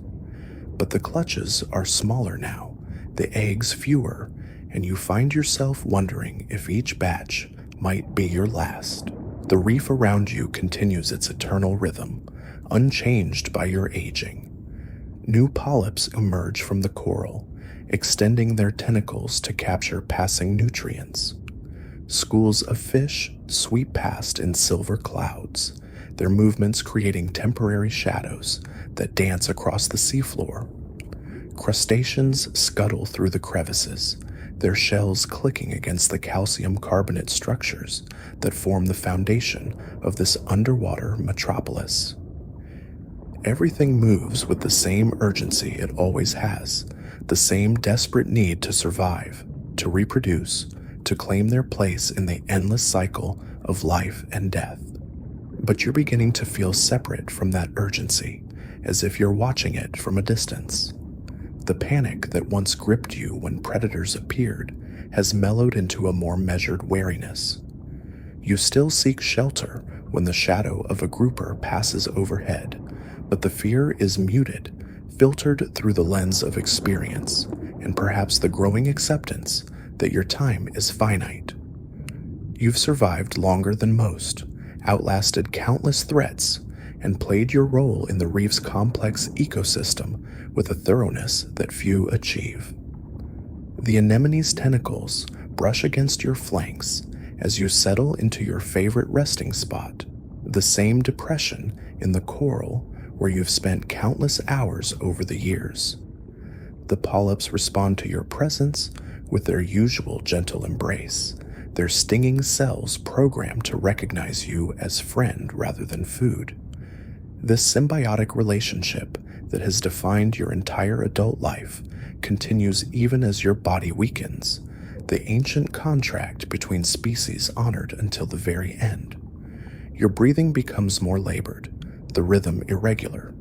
Sometimes you forget to maintain your position in the current and find yourself drifting, only to snap back to awareness and correct your course. The constant vigilance that has kept you alive for so long begins to waver, moments of confusion creeping in where once there was only sharp focus. Your mate seems to sense the change, staying closer than usual, his own protective instincts triggered by your vulnerability. The hierarchy of your territory begins to shift around you. The subordinate male who has waited patiently for his chance starts to exhibit more dominant behaviors, his colors brightening slightly as hormones begin the slow process of transformation. He's still respectful, still acknowledges your position, but there's a new confidence in his movements, a sense that change is coming. The other fish in your group watch these subtle alterations with interest, their own positions in the social order potentially affected by whatever comes next. Food becomes less appealing, your hunting instincts dulled by fatigue. The zooplankton that drift past in the current no longer trigger the immediate response they once did. You watch them float by with detached interest, sometimes stirring yourself to snatch one or two, but often simply observing their passage. Your body, once a perfectly tuned predatory machine, now operates at a fraction of its former efficiency.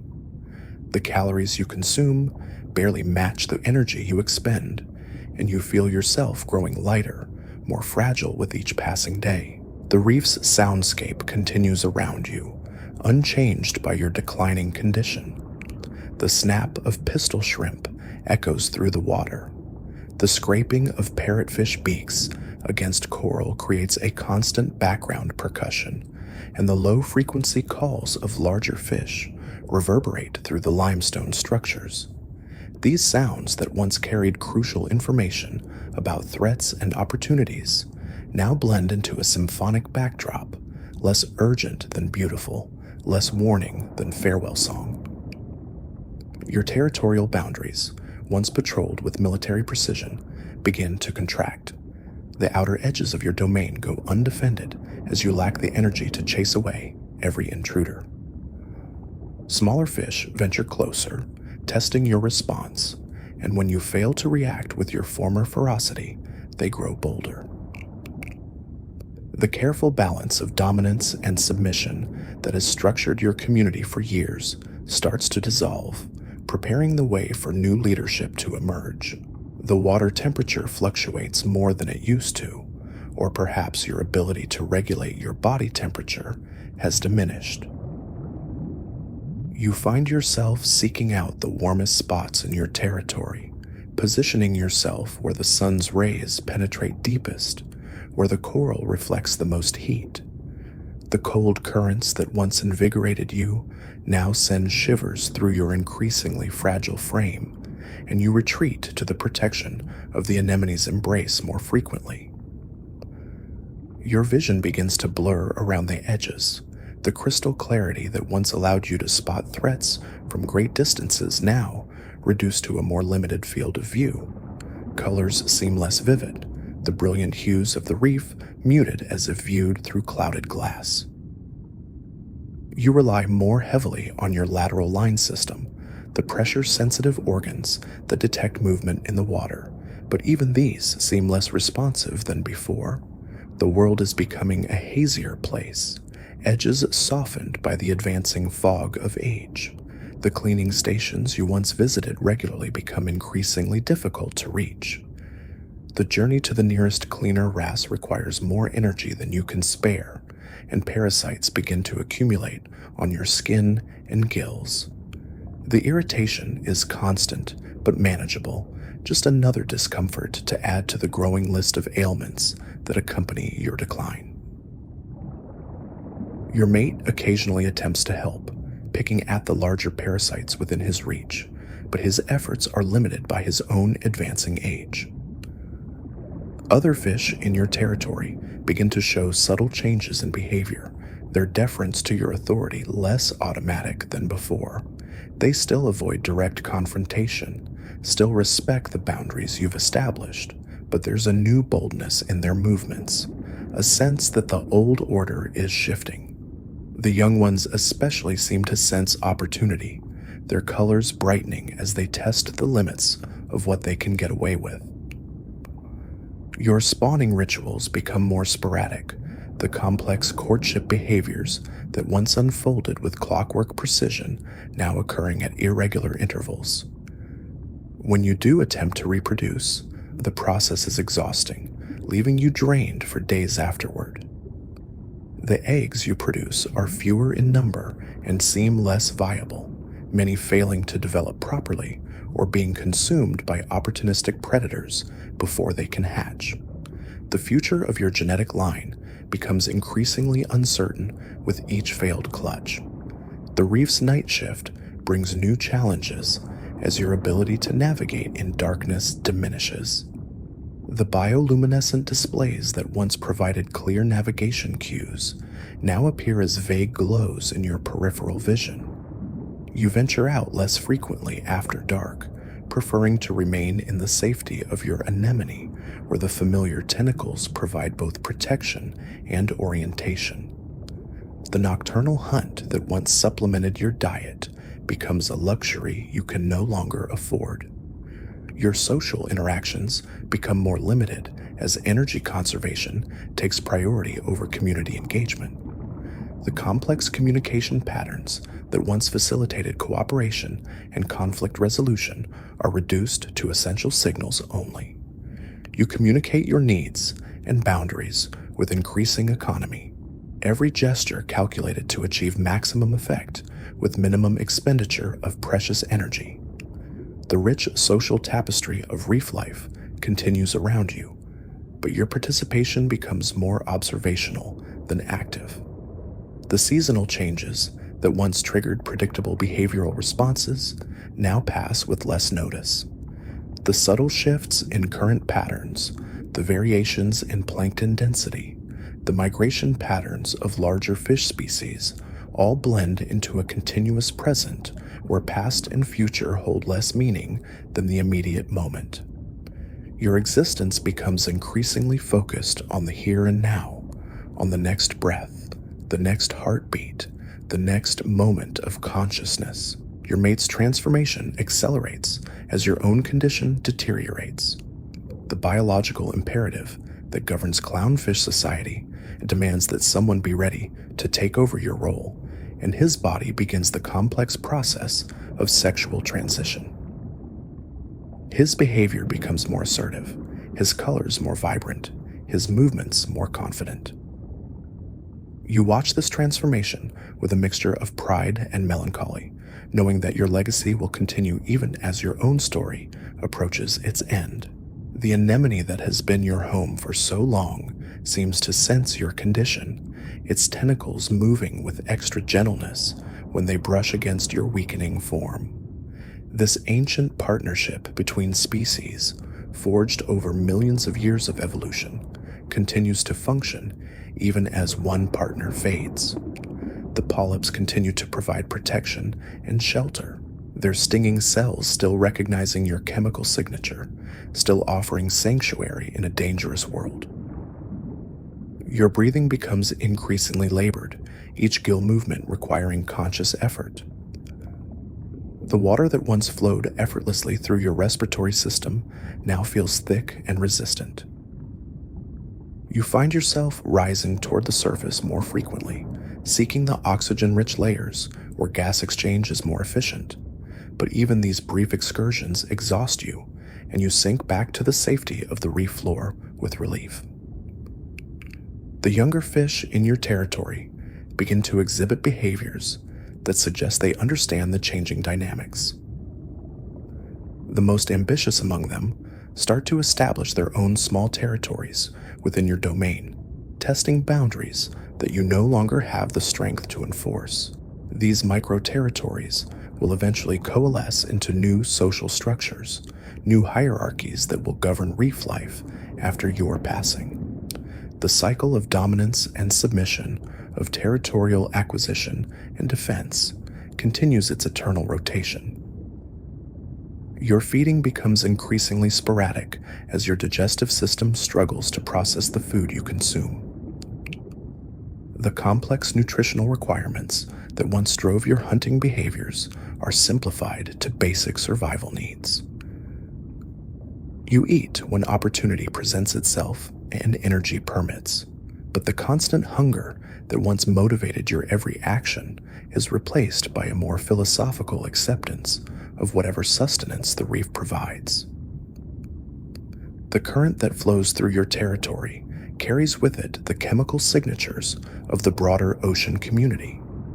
Messages of distant spawning events, predator warnings, territorial disputes, and environmental changes all flow past in an endless stream of information. Your ability to interpret these signals diminishes with your overall condition, but occasionally a familiar scent or a particularly strong chemical message penetrates your growing isolation, connecting you briefly to the larger world beyond your immediate surroundings.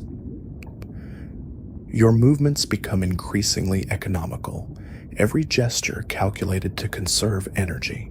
The graceful swimming that once carried you effortlessly through your domain is reduced to short, purposeful excursions between resting spots. You spend longer periods motionless, conserving your strength, watching the reef's activity unfold around you, like a living theater where you're no longer an active participant, but rather an honored observer. The cleaning symbiosis that once kept your body free of parasites and dead tissue becomes a memory as you lack the energy to visit the cleaning stations. Your skin takes on a dull, mottled appearance as foreign organisms establish themselves on your weakening form. The discomfort is constant but bearable, just another aspect of the gradual dissolution that characterizes your final phase of life. Your territorial displays become increasingly symbolic rather than functional. When intruders approach, you still perform the ritual warnings, still flashier colors and assume threatening postures, but the follow-through is absent. Other fish quickly learn to recognize the difference between genuine threat and empty gesture, and your domain gradually shrinks to encompass only the most essential areas around your anemone home. The reef's predator population continues its eternal hunt, but your condition makes you increasingly vulnerable to threats you once dismissed without concern. The barracuda that patrol the reef's edges, the grouper that lurk in the shadows, the octopus that emerge from their crevices at night, all represent dangers that your weakened state can no longer easily counter. You rely more heavily on the anemone's protection, rarely venturing far from its stinging embrace. Your mate's transformation continues, his body gradually taking on the characteristics necessary for his new role. The process is slow but inexorable, driven by hormonal changes that will eventually complete his transition from male to female. He watches over you with increasing protectiveness, perhaps sensing that his time as subordinate is drawing to a close. The partnership that has defined both your lives is evolving into something new, a changing of the guard that will ensure the continuity of your territorial dynasty. The spawning substrate that you once maintained with meticulous care begins to show signs of neglect. The algae that you regularly scraped away starts to accumulate, and the smooth surface becomes rougher, less suitable for egg attachment. Other fish begin to investigate these prime spawning locations, perhaps anticipating their eventual availability. The infrastructure of reproduction that you've maintained for years slowly deteriorates as your ability to defend and maintain it diminishes. Your daily routines become increasingly abbreviated as energy conservation takes precedence over all other considerations. The complex behavioral patterns that once structured your existence are reduced to essential activities only. You eat when food is available and easily obtained. You seek shelter when threats appear, and you rest whenever possible. The rich tapestry of reef life continues around you, but your participation becomes more passive with each passing day. The water column above your reef carries with it the detritus of countless lives, the organic matter that forms the foundation of the ocean's food web. Microscopic organisms, plant fragments, and the remains of creatures both large and small drift past in an endless procession. This marine snow that once represented opportunity, potential food sources to investigate and exploit, now passes largely unnoticed as your hunting instincts fade along with your physical capabilities. Your social position within the reef community undergoes subtle but significant changes as other fish recognize your diminished condition. The respect accorded to a dominant territory holder slowly transitions to the different kind of deference shown to an elder. Younger fish still avoid direct confrontation, but their avoidance is now based on tradition rather than fear, courtesy rather than coercion. The social contracts that govern reef life adapt to accommodate your changing role in the community. The anemone's feeding cycle continues around you, its tentacles capturing passing prey with the same efficiency they've always shown. Occasionally, a morsel is shared with you, the ancient partnership still functioning even as your ability to contribute to the relationship diminishes. The polyps continue to benefit from your presence, your waste products providing nutrients, your movements helping to circulate water through their tissues.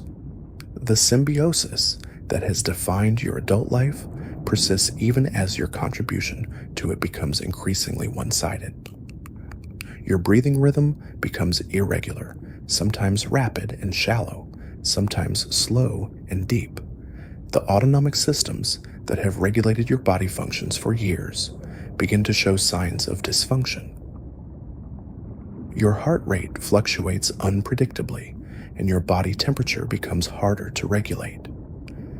The complex physiological processes that have sustained your life for so long are gradually breaking down, each system failing at its own pace. The reef's acoustic environment continues to provide a constant soundtrack to your final days. The sounds of feeding, breeding, territorial disputes, and predator-prey interactions create a complex symphony that you've been part of for your entire life. These familiar sounds now serve as a source of comfort rather than information, a reminder of the continuity of life that will persist long after your individual story has ended. Your vision continues to deteriorate. The sharp focus that once allowed you to spot threats and opportunities at great distances now reduced to a narrow field of clear sight. The vibrant colors of the reef fade into a more muted palette, and the fine details that once informed your behavioral decisions become increasingly difficult to discern. You rely more heavily on your other senses, but even these are diminishing as your overall condition declines. The territorial boundaries that you've maintained for years begin to blur as your ability to patrol and defend them weakens. Other fish venture closer to your core territory, testing your responses, gradually expanding their own ranges at the expense of yours. The careful balance of dominance and submission that has structured your community for so long starts to shift, preparing the way for new leadership to emerge. Your feeding responses become increasingly sluggish as your reflexes slow and your energy reserves dwindle. The quick strikes that once characterized your hunting behavior are replaced by more deliberate, less successful attempts to capture prey. Often, you simply watch potential food sources drift past, lacking either the energy or the motivation to pursue them. Your body begins to consume its own tissues to meet its energy needs, and you grow noticeably thinner with each passing day. The cleaning stations that once provided essential health services become increasingly inaccessible as your swimming ability deteriorates. The journey to reach the nearest cleaner RAS requires more energy than you can spare, and the parasites that accumulate on your skin and gills multiply unchecked. The irritation is constant, but you lack the strength to address it effectively. Your mate occasionally attempts to help, but his efforts are limited by his own needs and capabilities. Your spawning behavior becomes increasingly erratic as your reproductive system begins to shut down. The complex hormonal cycles that once drove your breeding activities become irregular and eventually cease altogether. The drive to reproduce that has been a constant force throughout your adult life gradually fades, replaced by a more immediate focus on basic survival. The genetic legacy that you've worked so hard to establish is now in the hands of your offspring and their descendants. The reef's current patterns continue to flow around and through your territory, bringing fresh oxygen and nutrients while carrying away waste products. Your ability to position yourself optimally in these currents diminishes as your strength fails, and you find yourself struggling to maintain your preferred locations. The water that once energized and sustained you now feels heavy and resistant, each movement requiring conscious effort that leaves you exhausted. Your mate's transformation accelerates as your condition deteriorates, biological imperatives driving the changes that will ensure territorial continuity. His behavior becomes increasingly protective, his colors more vibrant, his movements more confident. The partnership that has defined both your lives is evolving into something new, a transition that will allow your territorial dynasty to continue, even as your own participation in it ends. The anemone that has been your home for so long continues to provide shelter and protection, its tentacles moving with familiar gentleness around your weakening form. This ancient partnership between species, refined over millions of years of evolution, continues to function even as one partner fades. The polyps still recognize your chemical signature, still offer sanctuary in a dangerous world, still honor the contract that has bound your species together across countless generations.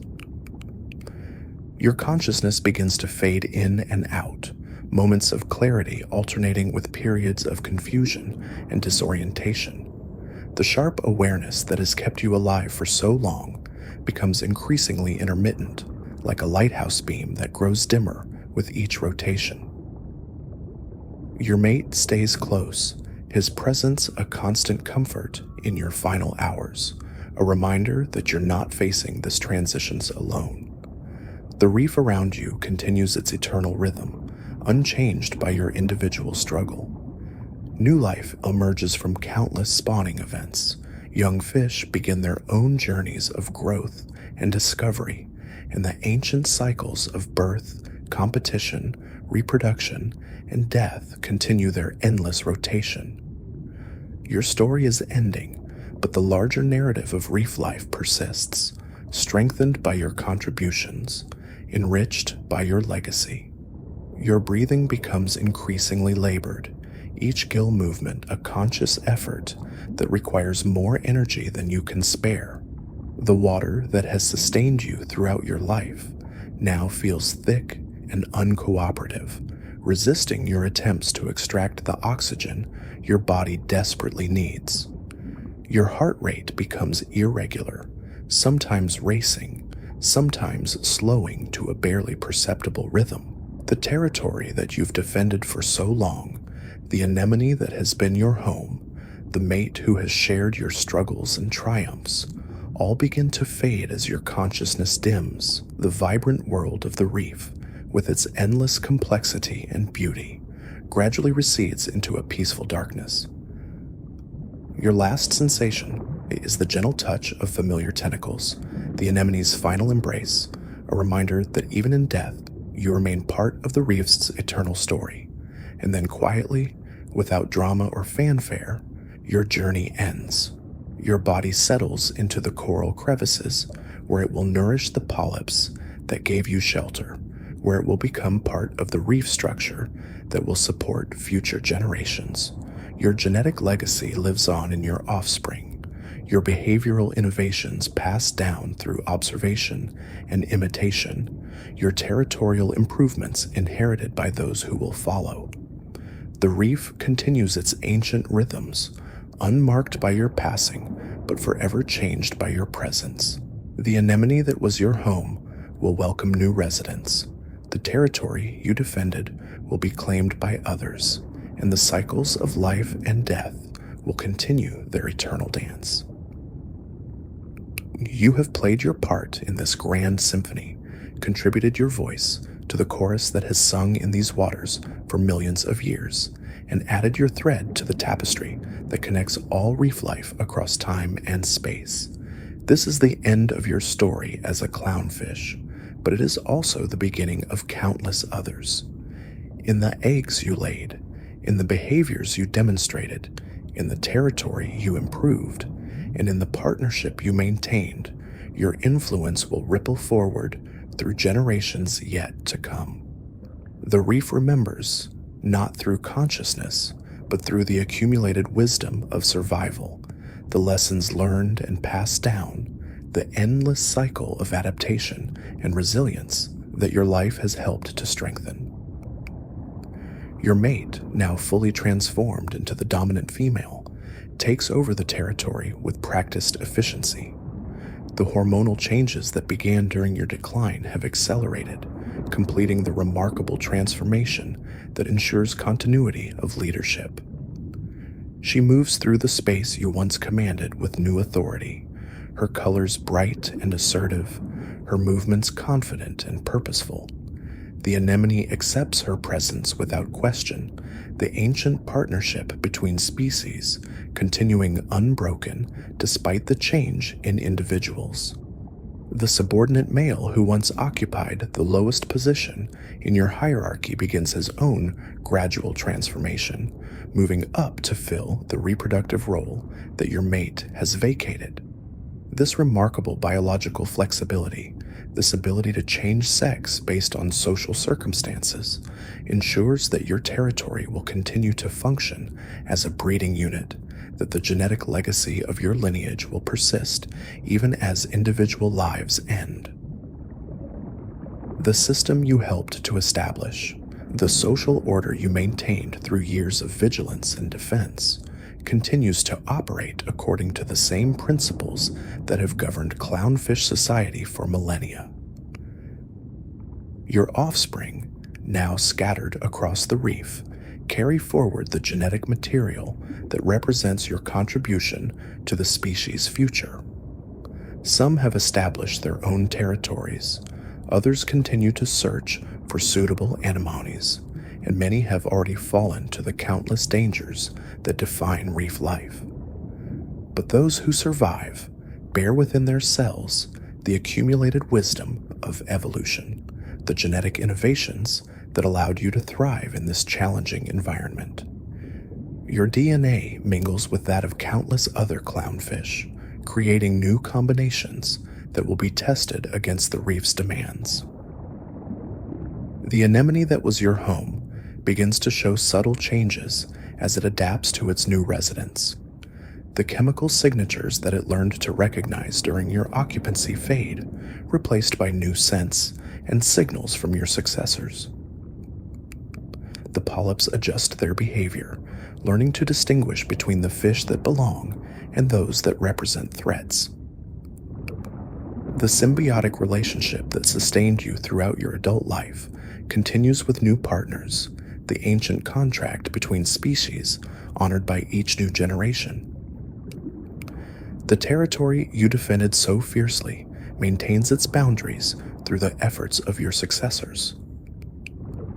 The prime feeding spots you identified, the shelter locations you selected, the spawning sites you prepared, all continue to serve their purposes under new management. The improvements you made to the habitat, the coral fragments you positioned to provide better cover, the algae gardens you maintained for food security, all persist as part of your legacy. The reef remembers through structure and function, through the accumulated modifications that each generation makes to its environment. The cleaning stations you once visited regularly continue to serve the reef community, the symbiotic relationships between cleaner fish and their clients maintaining the health of the entire ecosystem. The nutrients you contributed through your waste products, the carbon dioxide you exhaled that fed the coral polyps, the disturbances you created that helped circulate water through the reef structure, all played their part in maintaining the delicate balance that keeps this underwater city thriving. The predators that once threatened you continue their eternal hunt, their presence maintaining the selective pressure that keeps prey species alert and adaptive.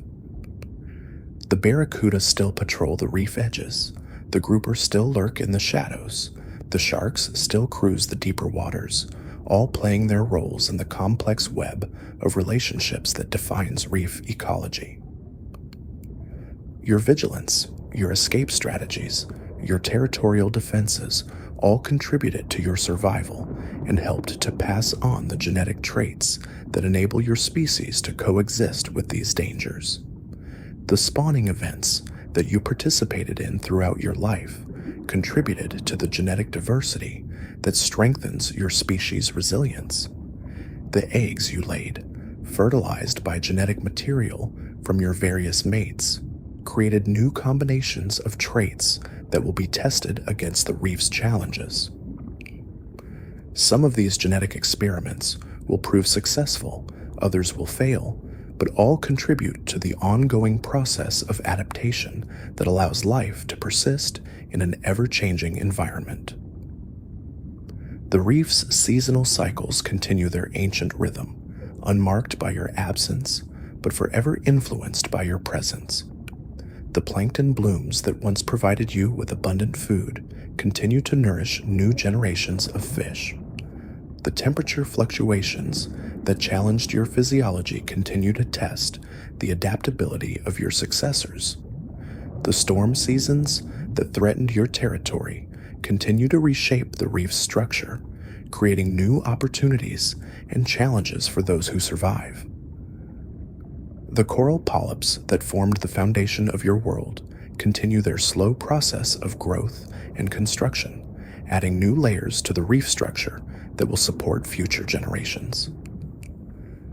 The calcium carbonate skeletons they secrete, built from minerals extracted from seawater, create the three-dimensional complexity that makes reef life possible. Your presence helped to maintain the health of these organisms. Your movements helped to circulate water through their tissues, and your waste products provided essential nutrients for their growth. You have come to an end, but life never will. If you liked the video, leave a subscription. Here you can find the next video. Click on it. Until then, see you soon.